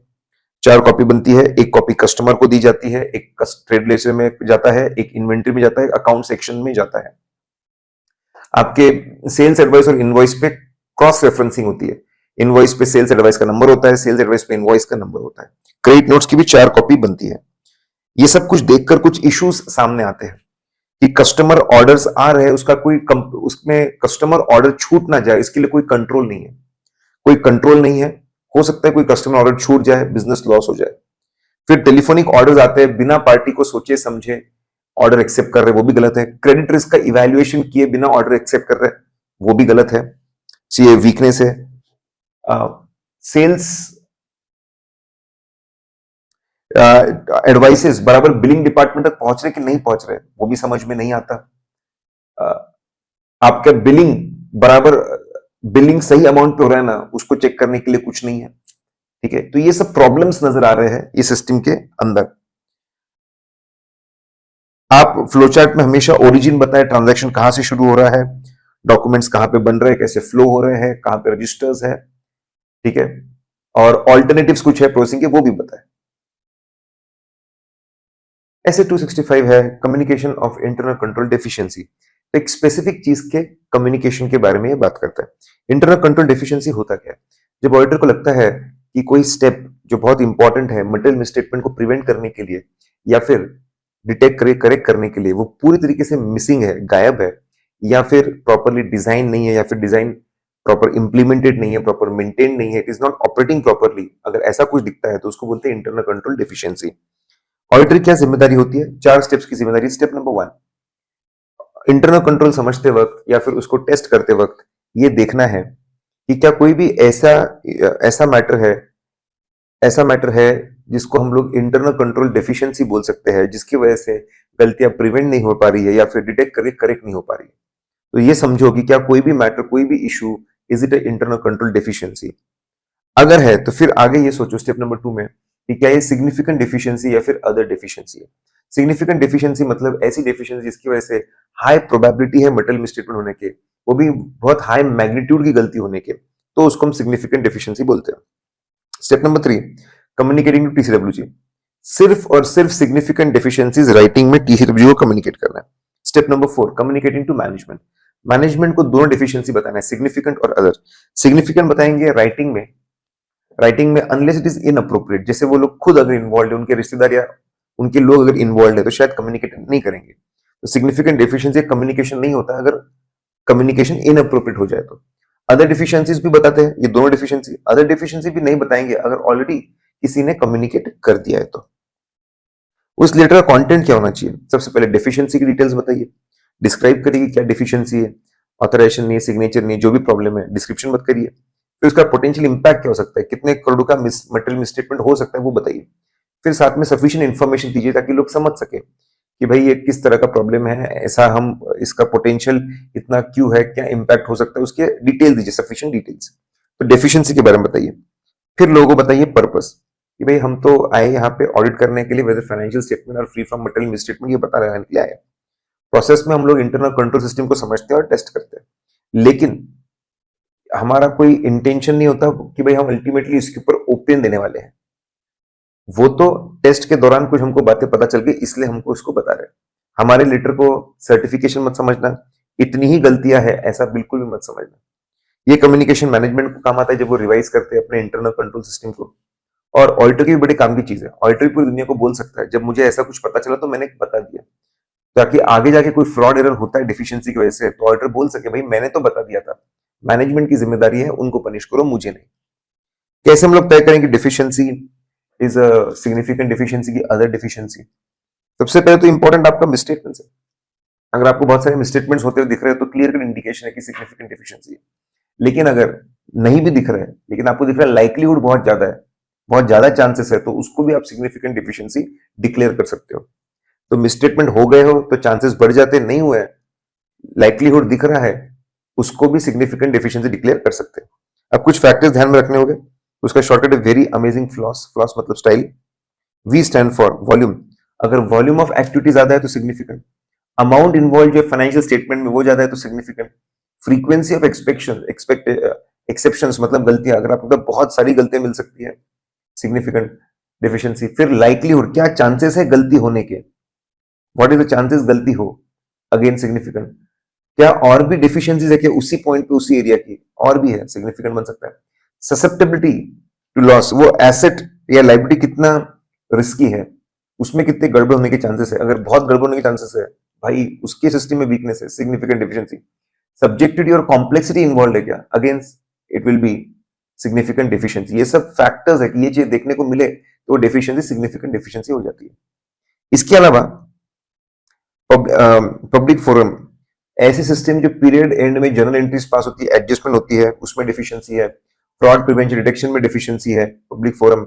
Outside normal course of business जो अजीबोगरीब ट्रांजैक्शन है उसके अंदर डिफिशियंसी है। रिलेटेड पार्टी ट्रांजैक्शन कैसे डील करना उसमें डिफिशियंसी है। अकाउंटिंग पॉलिसी के सिलेक्शन एप्लीकेशन में डिफिशियंसी है। मॉनिटरिंग ऑफ कंट्रोल में डिफिशियंसी, ये डिफिशियंसीज तो हमेशा सिग्निफिकेंट डिफिशियंसी में ही जाएगी। डिफिशियंसी कब कम्युनिकेट करना चाहिए, when it should be communicated. अगर लिस्टेड कंपनी है तो वो फाइनेंशियल स्टेटमेंट फाइनलाइज करते हैं उसके पहले उनको बता दो। बाकी एंटिटीज में before assembly of audit file जो होता है 60 दिनों के अंदर, वो होने के पहले कम्युनिकेशन कर देना चाहिए। तो लिस्टेड कंपनी में जल्दी कम्युनिकेशन है, बाकी में थोड़ा लेट कम्युनिकेशन। हमेशा पहले ओरल कम्युनिकेशन कर सकते फिर रिटन के लिए जा सकते। 315 का risk part, risk assessment procedure मतलब कलेक्टिंग इन्फॉर्मेशन, ऑब्टेनिंग अंडरस्टैंडिंग। इसके बेस पे अगला स्टेप होता है आइडेंटिफाइंग एंड असेसिंग रिस्क। अब यहाँ पे रिस्क असेसमेंट प्रोसीजर मतलब how to collect information, information हम कैसे कलेक्ट करते हैं। सबसे आसान है पूछताछ करना, इंक्वायरी, और मेहनत करनी है कंपैरिजन करना पिछले साल से दूसरों से, एनालिटिकल प्रोसीजर्स, और मेहनत करनी जाके देखना, ऑब्जर्वेशन, डॉक्यूमेंट देखना, इंस्पेक्शन, ऑब्जर्वेशन एंड इंस्पेक्शन। फिर अगर हम बात करें कि भाई कौन सी चीजें समझना, understanding entity and it's environment including internal control system, तो कौन सी चीज समझनी चाहिए। तो सबसे ब्रॉड है इंडस्ट्री, इंडस्ट्री के नीचे एंटिटी, एंटिटी के अंदर अकाउंटिंग पॉलिसी, पॉलिसी लगाने के बाद उनका परफॉर्मेंस और वो ऑब्जेक्टिव्स अचीव कर रहे हैं, 5 बातें। तो पहले आप इंडस्ट्री को समझो, इंडस्ट्री में कितने लोग हैं, कितने प्लेयर है। फिर इंडस्ट्री में कोई रेगुलेटरी अथॉरिटी है क्या, रूल्स रेगुलेशन है क्या। फिर बाकी एक्सटर्नल फैक्टर्स इंडस्ट्री के, जैसे कौन सा फाइनेंशियल रिपोर्टिंग फ्रेमवर्क लग रहा, क्या फॉर्मेट लग रहा, क्या ट्रेंड चल रहा है इंडस्ट्रीज में, एंड सो ऑन। फिर उससे छोटा एंटिटी, एंटिटी में सबसे पहले देखो ओनर्स कौन है, ओनर्स कौन है, पब्लिक एट लार्ज है कि फैमिली है, कौन सी फैमिली है, गवर्नेंस स्ट्रक्चर क्या है, एक अकेला बंदा है कि 2 लोगों की टीम है, 3 लोगों की टीम है, या फिर बोर्ड ऑफ डायरेक्टर्स है। ओनरशिप और गवर्नेंस समझो। फिर how entity is structured and finance, कितना बड़ा ग्रुप है, कैसी होल्डिंग है, कैसी फाइनेंसिंग है, डेट या इक्विटी। पैसा आने के बाद में इन्वेस्टमेंट कहाँ कहाँ करके रखा है, इंडिया में कि बाहर। और फिर इट्स ऑपरेशंस सेंट्रलाइज्ड है, डिसेंट्रलाइज्ड है, मैनुअल है, ऑटोमेटेड है, वो भी देखिए। फिर अकाउंटिंग पॉलिसी की अगर हम बात करते हैं, अगर हम अकाउंटिंग पॉलिसी की बात करते हैं तो सिलेक्शन ऑफ अकाउंटिंग पॉलिसी कौन करता है, उसके बाद एप्लीकेशन कौन करता है, उसके बाद रीजन फॉर चेंज क्या है, financial performance, measurement and review of financial performance. आपको मेजरमेंट और रिव्यू फाइनेंशियल परफॉर्मेंस के लिए आपको क्रेडिट रेटिंग एजेंसीज की खुद फाइनेंशियल स्टेटमेंट देखो, क्रेडिट रेटिंग एजेंसीज क्या बोलती है, एनालिस्ट क्या बोलते हैं वो देखो। ये सब इंफॉर्मेशन कलेक्ट करनी है। ऑब्जेक्टिव्स क्या है, ओवर एम्बिशियस तो नहीं है, स्ट्रेटजीज कंजर्वेटिव अग्रेसिव है, अचीव कर पा रहे नहीं कर पा रहे, कौन सी चीजें इनको रोक सकती है, बिजनेस रिस्क क्या है वो आप समझ लो। फिर risk that required special audit consideration, थोड़ी देर के लिए अज्यूम कर लो इंटरनल कंट्रोल सिस्टम नहीं है, और ये सोचो कि कौन से एरिया में बहुत बड़ी बड़ी गलती हो सकती है विथ हाई प्रोबेबिलिटी, उन सबको मार्क करो significant risk. Generally significant risk कहां मिलता है, सीएफओ सीएसआर शॉर्टकट है, जहां चेंजेस सिग्निफिकेंट चेंजेस है, जहां पे फ्रॉड की रिस्क है, जहां पे outside normal course of business है, जहां कॉम्प्लेक्सिटी है, जहां सब्जेक्टिविटी है, जहां पे रिलेटेड पार्टी ट्रांजैक्शन बहुत ज्यादा है, यहाँ पे सिग्निफिकेंट रिस्क मिल सकती है। उसमें भी सिग्निफिकेंट रिस्क अगर मिलती है तो फिर लिस्ट बनाओ, रेलेवेंट कंट्रोल्स, कौन से कंट्रोल्स को कॉम्पनसेट कर सकते हैं। डॉक्यूमेंटेशन की बात करती है तो रिस्क असेसमेंट प्रोसीजर को डॉक्यूमेंट करो। फिर identify assessing risk of material misstatement, financial statement level और असर्शन लेवल, उसको भी नोट करो। पहले जानकारी का इकट्ठा की, फिर क्या रिस्क आइडेंटिफाई की, फिर रिलेटेड कंट्रोल्स कौन से है और टीम को लेकर क्या डिस्कशन हुआ, इन सबको डॉक्यूमेंट करना चाहिए। फिर हम बहुत बात करते हैं इंटरनल कंट्रोल सिस्टम्स 315 में स्मॉल बिजनेस के बारे में बोलो। स्मॉल बिजनेस में ऑब्जेक्टिव वही होता है जो नॉर्मली रहते हैं, टू गिव ओपिनियन, लेकिन कंट्रोल्स नहीं होते हैं, कंट्रोल्स बहुत कम होते हैं, बिल्कुल नहीं होते, क्योंकि इंफ्रास्ट्रक्चर कम है, सेग्रीगेशन ऑफ ड्यूटी नहीं है, हार्डवेयर सॉफ्टवेयर नहीं है, ओनली सब कुछ रिवाइज करता रहता है, इसलिए टेस्ट ऑफ कंट्रोल्स कम होते हैं, सब्सटैंटिव प्रोसेस ज्यादा होते हैं। आईटी रिस्क के बारे में बोलेंगे, सबसे पहले आईटी के लोग आते हैं। आईटी को लोग के देख आईटी के लोगों को इतना एक्सेस, इतना नॉलेज, इतने पावर्स है, इतने प्रिविलेजेस है कि उसको मिसयूज कर सकते हैं, तो वो एक रिस्क है। फिर डेटा, डेटा डिस्ट्रॉय हो सकता है, रिस्क है। अनऑथराइज एक्सेस करके लॉक हो सकता है, लॉस हो सकता है, रिस्क है। फिर उसके अंदर अनऑथराइज चीजों को इंसर्ट किया सकता है, रिस्क है। अगर हम बोलते प्रोसेसिंग, ऑटोमेट प्रोसेसिंग को रोक के मैनुअल इंटरवेंशन, रिस्क है। इनएक्यूरेट डेटा प्रोसेस करना, रिस्क है। प्रोसेसिंग इनएक्यूरेट प्रोसेसिंग भी गलत है और गलत डेटा को प्रोसेस करना भी गलत है। चेंजेस में फिर फेलियर टू मेक चेंजेस है, फेलियर टू मेक चेंजेस, या फिर unauthorise changes to systems, unauthorise changes to data in master files. तो ये कैटेगरीज बनाई है कि भाई आईटी रिस्क है ना, आईटी पर्सन है उनकी रिस्क है, डेटा है उसकी रिस्क है, प्रोसेसिंग है उसकी रिस्क है, चेंजेस है उसकी रिस्क है। So IT comes with its own challenges.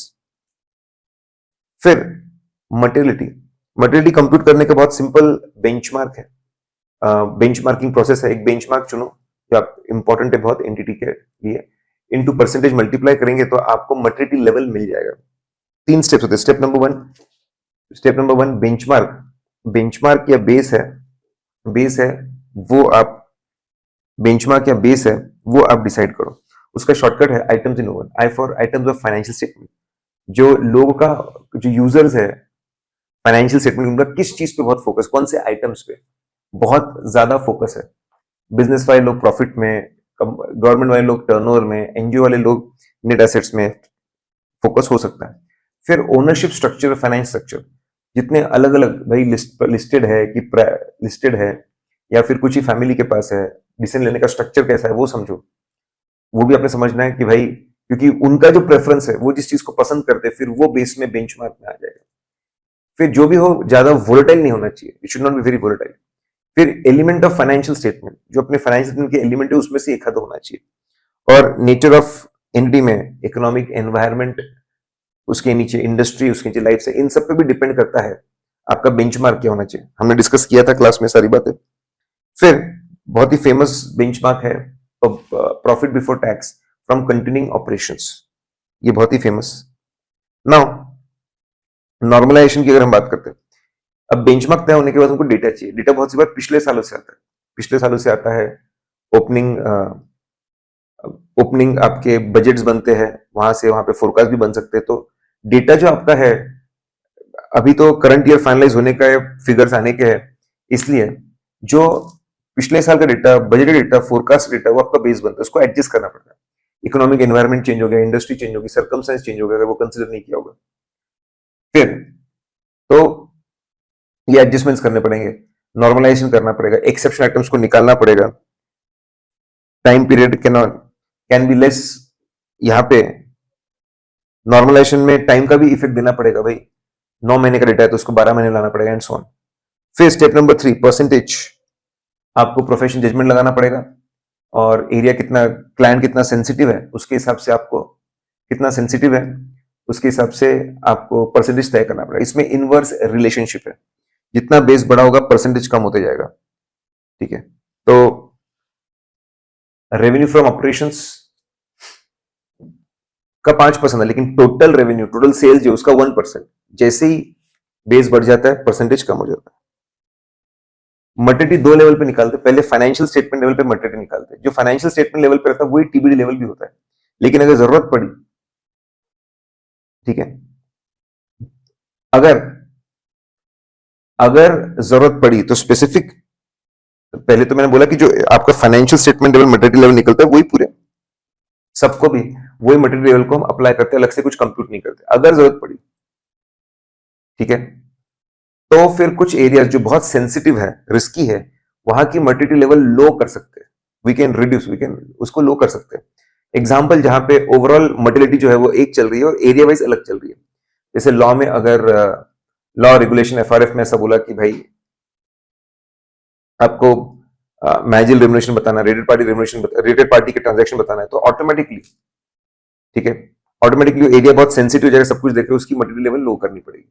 Industry की डिस्क्लोजर से हर इंडस्ट्री में कोई ना कोई चीज फेमस है, तो ठीक है, इसको वहां पे आपको क्योंकि बहुत सेंसिटिव है, वहां पे मटेरियल लेवल आपको लो रखना पड़ेगा। अगर लॉ में स्पेशल डिस्क्लोजर है, लो का ध्यान ज्यादा, लो मटेरियल लेवल। इंडस्ट्री में कोई चीज बहुत इंपॉर्टेंट है, लो मटेरियल लेवल रखो। कोई पर्टिकुलर एस्पेक्ट ऑफ बिजनेस है, ठीक है, लो मटेरियल लेवल रखो। Views of TCABG management will be useful. फिर हमने डिस्कस किया performance material. Audit foolproof नहीं है, कुछ ना कुछ गलती रह जाती है, पास एक्सपीरियंस समझता है कितनी गलती रहती है। तो इस साल के मटेरियलिटी से पहली अनडिटेक्टेड जो मिसस्टेटमेंट हमको हर साल मिलते हैं, अनडिटेक्टेड मिसस्टेटमेंट के लिए डिडक्शन कर दो। जो बच जाएगा बैलेंस, जो कि लोअर रहेगा, जो बच जाएगा बैलेंस, ठीक है, वो उसको हम लोग परफॉर्मेंस मटेरियलिटी बोलते हैं। तो रिस्क असेसमेंट के वक्त भी वही परफॉर्मेंस मटेरियलिटी रहेगी, उसके बाद में ऑडिट प्रोसेस सिलेक्ट करते हुए भी वही, एविडेंस सिलेक्ट करते हुए वही, और फाइनलाइजेशन के भी वही। अच्छा, परफॉर्मेंस मटेरियलिटी दोनों के लिए निकलेगी। अगर फाइनेंशियल स्टेटमेंट लेवल मटेरियलिटी है, उसका भी परफॉर्मेंस मटेरियल निकलेगा। अगर आपका इंडिविजुअल एरिया वाइज कहीं पे मटेरियलिटी है लेवल, अगर एरिया वाइज, तो उसका भी परफॉर्मेंस मटेरियलिटी लेवल निकलेगा। टॉलरेबल मिसस्टेटमेंट मतलब कि जो परफॉर्मेंस मटेरियलिटी वही टॉलरेबल मिसस्टेटमेंट होता है। The same is tolerable misstatement also. कभी किसी एरिया में अगर बहुत ही लिमिटेड चीज को सैंपलिंग आप लगा रहे हो, तो फिर उसको प्रोपोर्शनेटली डिस्ट्रीब्यूट करना पड़ेगा परफॉर्मेंस मटेरियलिटी को। रिवीजन की बात करते हैं, बिल्कुल न्यू इन्फॉर्मेशन मिलेगी, आप बिल्कुल बदल सकते हो, ठीक है। They can be definitely revision of materiality.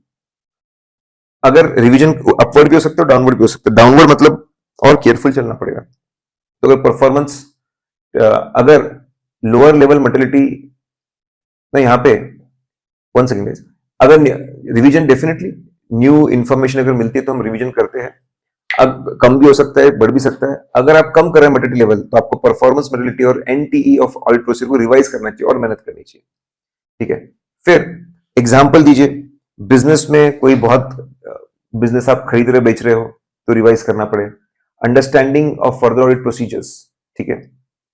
अगर ये अंडरस्टैंडिंग में आपको कुछ नई चीजें मिली जो आपको पहले पता नहीं थी, तो रिवाइज कर दो। एक्चुअल चीजें एस्टिमेट से बहुत अलग है, तो रिवाइज कर दो। फिर आपको financial statement level materiality, area level materiality और रिवीजन, इन सब चीजों को डॉक्यूमेंट करके रखना पड़ेगा। ऐसे 330 है रिस्पॉन्स टू रिस्क के लिए, मतलब रिस्क पता करने के बाद कैसे उसको टैकल करना, कैसे ऑडिट प्रोसीजर्स बनाना। अब रिस्क अगर फाइनेंशियल स्टेटमेंट लेवल पे है, तो सबसे पहले आप टीम को स्ट्रांग बनाइए, ज्यादा एक्सपीरियंस लोग लेकर आइए, स्पेशलिस्ट एक्सपर्ट लोग लेकर आइए।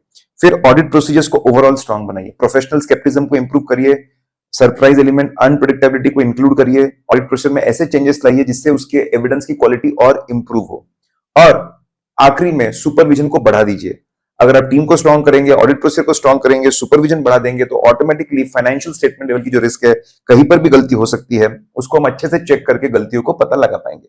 अगर असर्शन लेवल रिस्क है, तो दो चीजें करिए, टेस्ट ऑफ कंट्रोल्स करिए और उसके बाद में सब्सटैंटिव प्रोसीजर्स लगाइए। आइए टेस्ट ऑफ कंट्रोल्स को देखते हैं। सबसे पहले डेफिनेशन।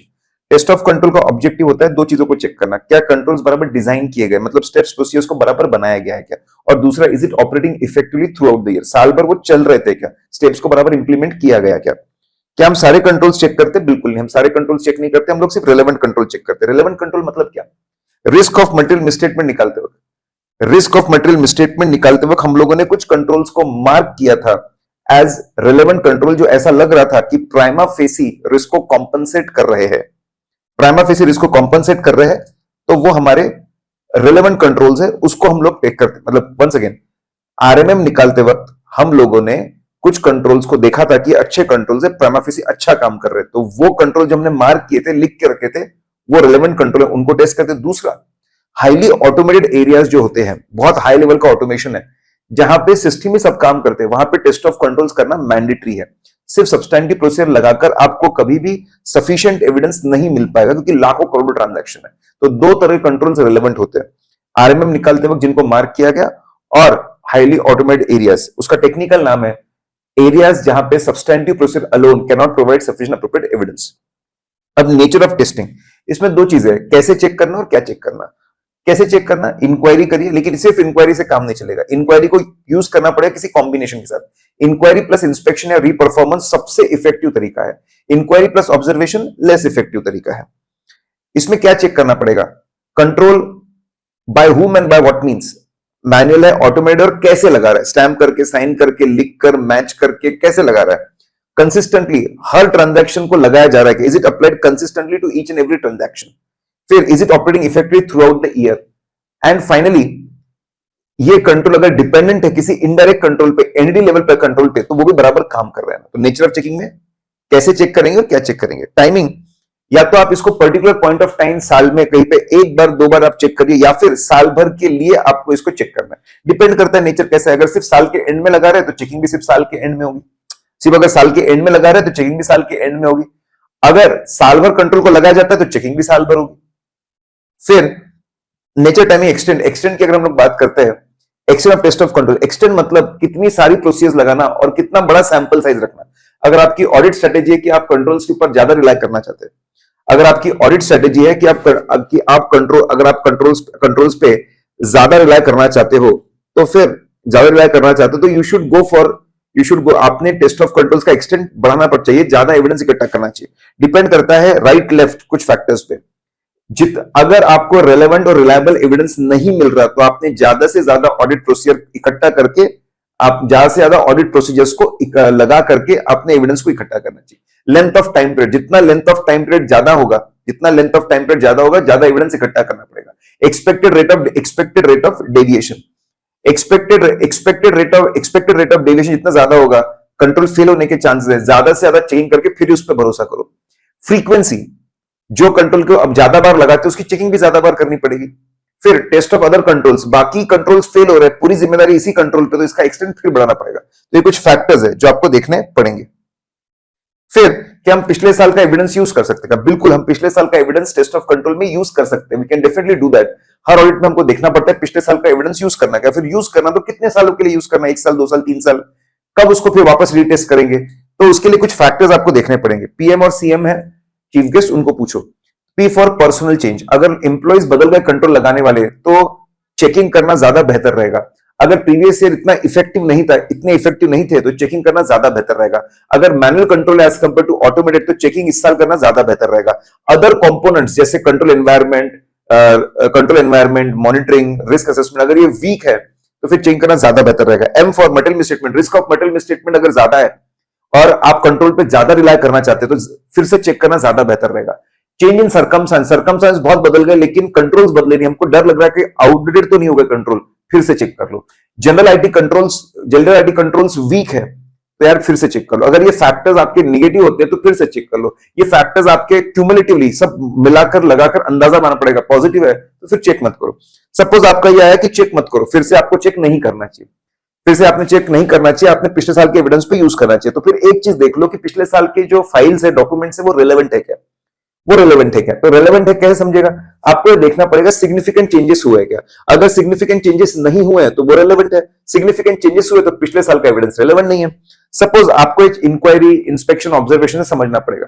सपोज पिछले साल में चेंजेस, पिछले साल में बहुत चेंजेस, पिछले साल के मुकाबले इस बार बहुत चेंजेस हो गए। अगर चेंजेस है तो फिर हम लोगों ने फिर से टेस्ट ऑफ कंट्रोल कर लेना चाहिए इसी साल में, करंट ईयर में टेस्ट ऑफ कंट्रोल हम लोगों ने करना चाहिए। अगर नहीं है तो बिल्कुल हम भरोसा कर सकते हैं, यूज करो पिछले साल का एविडेंस। लेकिन ध्यान रखना, वंस इन 3 इयर्स चेकिंग करनी पड़ेगी, मतलब एक चेकिंग और दूसरे चेकिंग के बीच में मैक्सिमम 2 साल का गैप रह सकता है। और तुम ऑडिट स्ट्रेटेजी ऐसी बनाओ कि पूरी चेकिंग एक साल में ना आ जाए, हर साल थोड़ी थोड़ी चेकिंग करनी पड़े। तो हम लोगों ने डिस्कस किया था, एक काम करो, आप कंट्रोल्स को 3 इसमें बांट दो, 3 पार्ट में बांट दो, से ए बी सी। पहले साल में सब चेक करना पड़ेगा, लेकिन अगले साल क्या करो, सिर्फ ए चेक करो, बी और सी को छोड़ दो, फिर बी चेक करो, बाकी 2 को छोड़ दो, फिर सी चेक करो, बाकी 2 को छोड़ दो। अगर आप ऐसे 3 पार्ट में डिवाइड करते हो और फिर एक एक पार्ट चेक करते जाओगे तो बिल्कुल ऐसा होगा कि किसी साल पे प्रेशर नहीं आएगा। आप हर साल में थोड़े थोड़े कंट्रोल्स चेक करते जा रहे हो और कंट्रोल्स की चेकिंग के बीच में जो गैप है वो 2 साल के ऊपर नहीं हो रहा है। तो बस ऐसी प्लानिंग करने के बारे में वो बात कर रहे हैं। एक बार आप टेस्ट ऑफ कंट्रोल कर लेते हो तो फिर आपको पता चलता है कंट्रोल कितना फेल हो रहा है, उसको बोलते हैं रेट ऑफ डेविएशन। अगर आपको कोई डेविएशन नहीं मिल रहा, कुछ करने की जरूरत नहीं, कंट्रोल से पूरा भरोसा कर लो, दैट्स इट। लेकिन डेविएशन अगर मिलता है, जो कि जनरली मिलते ही मिलते हैं, अगर डेविएशन मिलता है तो स्पेसिफिक इंक्वायरी करनी पड़ेगी 3 बातों को लेकर। सबसे पहले, क्या रिजल्ट्स इतने अच्छे हैं कि मुझे रीजनेबल बेसिस, एक सफिशिएंट अप्रोप्रिएट ऑडिट एविडेंस मिल रहा है क्या कंट्रोल्स पे भरोसा करने के लिए। अगर आप देख रहे हो कि रेट ऑफ डेविएशन बहुत कम है as compare to tolerable rate of deviation, तो हम बोलते हैं रीजनेबल बेसिस है। और एक चीज सोचो, एडिशनल चेकिंग करने के लिए बोल रहा है, कोई हमको कुछ ऐसी गलतियां मिली जो हमने सोची नहीं थी, एडिशनल चेकिंग करनी चाहिए क्या, जैसे जूनियर्स की सिग्नेचर दिखी है कोविड के अंदर, तो एडिशनल चेकिंग करनी चाहिए क्या, रीसैंपलिंग करके देखना चाहिए क्या। और तीसरा ये सोचो कि भाई कुछ एरिया है यहां पे कंट्रोल्स के भरोसे नहीं चल सकते, हमको सब्सटेंटिव प्रोसेस को ज्यादा चलाना पड़ेगा। तो 3 इंक्वायरीज करके 3 कंक्लूजन बना लो, इससे आपका एविडेंस बराबर इवैल्यूएट हो जाएगा। सब्सटेंटिव प्रोसेस की बात करते हैं तो नंबर 1, जितने भी मटेरियल ट्रांजैक्शन बैलेंस और डिस्क्लोजर है, जितने भी मटेरियल ट्रांजैक्शन बैलेंस और डिस्क्लोजर है, सबके लिए सब्सटेंटिव प्रोसेस को लगाना मैंडेटरी है, irrespective of risk assessment, irrespective of test of control, क्योंकि risk assessment is based on judgement, risk assessment is based on judgement, और आपके जो टेस्ट ऑफ कंट्रोल्स है, कंट्रोल्स तो मैनेजमेंट कभी भी ओवरराइड कर सकता है। आपको चेक करने के 3 तरीके, या तो आप सिर्फ सब्सटेंटिव एनालिटिकल प्रोसीजर लगाओ, या सिर्फ टेस्ट ऑफ डिटेल लगाओ, या दोनों का कॉम्बिनेशन लगाओ। एनालिटिकल प्रोसीजर लगा रहे तो ऐसे 520 है, लार्ज वॉल्यूम ऑफ डेटा में सुटेबल होता है। टेस्ट ऑफ डिटेल बहुत सोच समझ के असर्शन को देखकर आपने लगाना चाहिए, उसको देखकर डायरेक्शन ऑफ टेस्टिंग होना चाहिए। अगर आपको किसी चीज का एग्जिस्टेंस चेक करना है, सपोज इन्वेंट्री का, तो फाइनेंशियल रिकॉर्ड को बेस बनाओ, वहां से सैंपल सिलेक्ट करो और एविडेंस से मैच करो, एक्चुअल गोडाउन में इन्वेंट्री से मैच करो। अगर आपको कंप्लीटनेस चेक करना है तो उल्टा करो, एविडेंस से रैंडम सिलेक्शन करो और देखो लिस्ट में आया कि नहीं आया। Effect of test of control होता है ना, जहां पे टेस्ट ऑफ कंट्रोल अच्छे हैं, इफ कंट्रोल्स आर गुड, अगर कंट्रोल्स अच्छे होंगे, ठीक है, इफ कंट्रोल्स आर गुड आपको मेहनत कम करनी पड़ेगी, कंट्रोल्स अगर बेकार है तो मेहनत ज्यादा करनी पड़ेगी। हमेशा आपको सोचना पड़ेगा कि सोचना पड़ेगा, आपको हमेशा सोचना है कि भाई एक्सटर्नल कंफर्मेशन लगाना कि नहीं लगाना, एक बार सोचो, अच्छे से कंसीडर करो उसको। क्लोजिंग प्रोसेस में तो सब्सटेंटिव प्रोसीजर मैंडेटरी है। क्लोजिंग प्रोसेस में 2 चीजें होती है, जर्नल एंट्रीज पास होती है और बैलेंसिंग होकर ट्रायल बैलेंस फाइनेंशियल स्टेटमेंट बनते हैं। तो जर्नल एंट्रीज तो आपको जाकर चेक करनी ही पड़ेगी, मटेरियल जर्नल एंट्रीज और एडजस्टमेंट्स को आपको जाकर चेक करना पड़ेगा, किसने बनाया, किसने अप्रूव किया, किसने चेक किया, क्या लॉजिक है, क्या बेसिस है। फिर बराबर क्लोजिंग बैलेंसेस निकले ना, फाइनेंशियल स्टेटमेंट बराबर बने, वहां से फाइनेंशियल स्टेटमेंट अग्री करना पड़ेगा, रिकंसाइल करना पड़ेगा। एक्सटर्नल कंफर्मेशन प्रोसीजर लगाने की नहीं लगाना, तो ये डिपेंड करता है आपके फैक्टर्स है। ओके, ओ फॉर ऑब्जेक्टिविटी, अगर थर्ड पार्टी ऑब्जेक्टिव नहीं है, देखिए बहुत ही रिलेटेड पार्टी है, सब्सिडरी है, बहुत प्रेशर में काम करती है, तो एक्सटर्नल कंफर्मेशन लेस रिलायबल रहेगा, हो सकता है हम ना लगाए। फिर के फॉर नॉलेज, अगर सामने वाले के पास में नॉलेज नहीं है तो फिर उससे पूछ के क्या मतलब, वो रिप्लाई नहीं करेगा। फिर A for ability and willingness, अगर एबिलिटी आपको लगता है कि सामने वाले को बहुत खर्चा करना पड़ेगा, टाइम कंज्यूमिंग है, तो आपको पता है रिप्लाई नहीं करेगा, मत लगाओ। अगर डिफरेंट करेंसी में है, आपकी करेंसी अलग है, उसकी करेंसी अलग है, लेजर पूरा मैच करने में तकलीफ होगी, नहीं देगा वो जवाब, मत लगाओ। विलिंगनेस, पेन आपको पता है कि उसके ऊपर पोटेंशियल लीगल लायबिलिटी आ सकती है, जो चीज आप उससे पूछ रहे हो उससे पोटेंशियल लीगल लायबिलिटी आ सकती है, मत लगाओ। फिर उनका जो वर्किंग एनवायरनमेंट है उसमें एक्सटर्नल कंफर्मेशन को इंपॉर्टेंस नहीं मिलता, पास्ट एक्सपीरियंस है हमारा, मत लगाओ। अभी प्रेजेंट कम्युनिकेशन के अंदर उसने हमको बोल के बताया कि यार एक्सटर्नल कंफर्मेशन वगैरह में नहीं भेजूंगा, उसकी कम्युनिकेशन बोल ऐसे, मत लगाओ। अब इंटरनल कंट्रोल सिस्टम हर कोई बहुत अच्छा डेवलप करना चाहता है, तो इंटरनेशनली रति महारथी लोगों ने इसके ऊपर बहुत रिसर्च करके, ठीक है, इसके ऊपर बहुत रिसर्च करके इसको बनाया है। कुछ फ्रेमवर्क्स, कुछ प्रिंसिपल्स बनाए, COSO, committee of sponsoring organization of Treadway commission, इन्होंने बहुत रिसर्च करके बोला कि अगर अच्छे इंटरनल कंट्रोल्स आपको बनाने हैं तो 3 ऑब्जेक्टिव अच्छे से कवर होने चाहिए। सबसे पहले लॉ का कंप्लायंस अच्छे से होना चाहिए, दूसरा ऑपरेशंस एफिशिएंट इफेक्टिव होना चाहिए, और तीसरा financial reporting, information processing, information generation, reporting बहुत अच्छी होनी चाहिए। उसके लिए 20 प्रिंसिपल्स ही बनाए, बोले 5 कंपोनेंट्स पे ध्यान देना पड़ेगा जो हम पढ़कर आते हैं, control environment, risk assessment, control activities, monitoring, information and communication systems, ये हम पढ़कर आते हैं। 5 कंपोनेंट्स पे ध्यान दो। तो 5 कंपोनेंट्स की 3 ऑब्जेक्टिव की बात करते, 5 कंपोनेंट्स की बात करते। फिर CoCo, criteria of control framework, इन्होंने क्या बोला, इन्होंने बोला कि भाई साहब अगर आपको अच्छा फ्रेमवर्क बनाना है, ठीक है, कोको, इन्होंने बोला कि अगर आपको अच्छा फ्रेमवर्क बनाना है, ठीक है, अगर आपको अच्छे इंटरनल कंट्रोल सिस्टम्स बनाना है तो आपको 4 चीजों पे ध्यान देना चाहिए। you should focus on 4 things। Number 1, सबसे पहले आपको ध्यान देना चाहिए, ठीक है, कि भाई कंट्रोल का पर्पस क्यों बनाना है, कंट्रोल पर्पस एकदम क्लियर होना चाहिए। फिर एंटिटी ने कमिटमेंट देना चाहिए कि हम कुछ भी करके इस पर्पस को अचीव करेंगे, उसके लिए कैपेबिलिटी, उसके लिए लोग चाहिए, इंफ्रास्ट्रक्चर चाहिए, सब लगाना चाहिए। और फिर मॉनिटरिंग करना चाहिए कि पर्पस अचीव हो रहा कि नहीं हो रहा तो कैसे अचीव करना। टर्नबुल रिपोर्ट बोलता है अच्छे कंट्रोल्स के लिए आप बोर्ड ऑफ डायरेक्टर्स को पकड़ो, उनके ऊपर जिम्मेदारी ठोप दो कि तुम डिजाइन करो, इंप्लीमेंट करो, मॉनिटर करो। एटलीस्ट एनुअली तुमने इवेल्युएट करके सबको रिपोर्ट देनी चाहिए कंट्रोल अच्छे है कि नहीं है। और अगर इंटरनल ऑडिट नहीं है तो सोचना, कंटिन्यूसली इवेल्युएट करना चाहिए, क्यों नहीं है, रख लेते हैं। तो बोर्ड ऑफ डायरेक्टर्स पे जिम्मेदारी डाल दी। सार्बेन्स ऑक्सले सेक्शन 404 बोलता है सभी लिस्टेड कंपनी, ये आता है मैनेजमेंट पे फिर जिम्मेदारी डालता है। तुम्हारी जिम्मेदारी है internal financial control over financial reporting, मतलब अकाउंटिंग और फाइनेंशियल स्टेटमेंट को बनाने का सिस्टम। भाई ये तुम अच्छे से डिजाइन करो, इसको इंप्लीमेंट करो, इसके लिए डॉक्यूमेंट्स क्रिएट करो, पूरी दुनिया को बताओ कि तुम्हारे इंटरनल फाइनेंशियल रिपोर्टिंग और इंटरनल फाइनेंशियल कंट्रोल और फाइनेंशियल रिपोर्टिंग कितने अच्छे हैं। एनुअल रिपोर्ट में बताओ कि आईएफसीआर कितना अच्छा है, मतलब तुमको बताना। ऑडिटर को बोला तेरे को फाइनेंशियल स्टेटमेंट के साथ साथ आईएफसीआर पे भी रिपोर्टिंग करनी पड़ेगी। फिर हमने देखा IFC versus IFCR. Internal financial control is a bigger set, वो बनता है 5 चीजों को अचीव करने के लिए। लॉ कंप्लायंस बराबर होना चाहिए, एसेट सेफगार्डेड होनी चाहिए, और transaction should be operating efficiently and effectively. Financial information complete accurate होनी, फाइनेंशियल इंफॉर्मेशन कंप्लीट और एक्यूरेट होनी चाहिए। भाई 4 चीजें, 5 ने जोड़ दी। फ्रॉड एरर को प्रिवेंट और डिटेक्ट करने वाली चीजें भी आईएफसी के अंदर आती है। अब आईएफसीआर में क्या आता है, व्हाट कम्स इन आईएफसीआर? आईएफसीआर के अंदर आता है इंटरनल फाइनेंशियल, आईएफसीआर के अंदर आता है internal financial control over financial reporting. ठीक है, now IFCR is only connected with कि भाई बेसिक अकाउंटिंग बराबर हो ना, अकाउंटिंग रिकॉर्ड्स बराबर बन रहे हैं और फाइनेंशियल स्टेटमेंट्स बराबर बन रहे हैं। तो एक वो मतलब आईएफसी 5 चीजें कवर करता है, तो आईएफसीआर उसमें से एक चीज कवर करता है। IFCR is a subset of IFC, it is only connected to limited things. दोनों के लीगल रिक्वायरमेंट भी अलग है। आईएफसी बहुत बड़ी चीज है, बड़ी कंपनियों में, listed company board of directors की जिम्मेदारी है इसको बराबर क्रिएट करो, इंप्लीमेंट करो, मॉनिटर करो। ऑडिट कमेटी पे जिम्मेदारी डाल दी, तू आईएफसी जाकर देख। ऑडिट कमेटी भी बड़े कंपनियों में आता है। इंडिपेंडेंट डायरेक्टर को जाके बोल दे तू जाके आईएफसी देख। तो बड़े कंपनियों में पूरा आईएफसी बनाना पड़ता है मैनेजमेंट के लोगों को। ऑडिटर को कभी भी आईएफसी पे रिपोर्ट नहीं देनी पड़ती। तो आईएफसी की जिम्मेदारी सिर्फ मैनेजमेंट के लोगों पे जाती है बड़े कंपनियों में, ऑडिटर को कभी रिपोर्ट नहीं करना होता। आईएफसीआर इज हार्ट क्रिटिकल चीज। हर कंपनी को, बड़ी कंपनी, हर कंपनी के बोर्ड को आईएफसीआर बनवाना पड़ता है, इंप्लीमेंट करवाना पड़ता है, और हर कंपनी के ऑडिटर को उस पर रिपोर्ट देनी पड़ती है। इतना क्रिटिकल है IFCR, internal financial control over financial reporting. लेकिन सेक्शन 143 वो बोलता है एग्जेम्पशंस है। 1 person company, small company, private company जहां पे turnover is not exceeding 50 crore and borrowing is not exceeding 25 crore, और उन्होंने एनुअल रिटर्न फाइनेंशियल स्टेटमेंट बराबर सबमिट किया है 92, 137 में, उनको आईएफसीआर रिपोर्टिंग नहीं लगती। इंडिविजुअल पार्टनरशिप, इनको कंपनीज एक्ट में लगता है, ट्रस्ट, कोऑपरेटिव, उनको भी आईएफसीआर रिपोर्टिंग नहीं लगती। इंटरिम फाइनेंशियल स्टेटमेंट को भी आईएफसीआर रिपोर्टिंग नहीं लगती। सिर्फ जो एनुअल फाइनेंशियल स्टेटमेंट है वहां पे आईएफसीआर रिपोर्टिंग लगती है।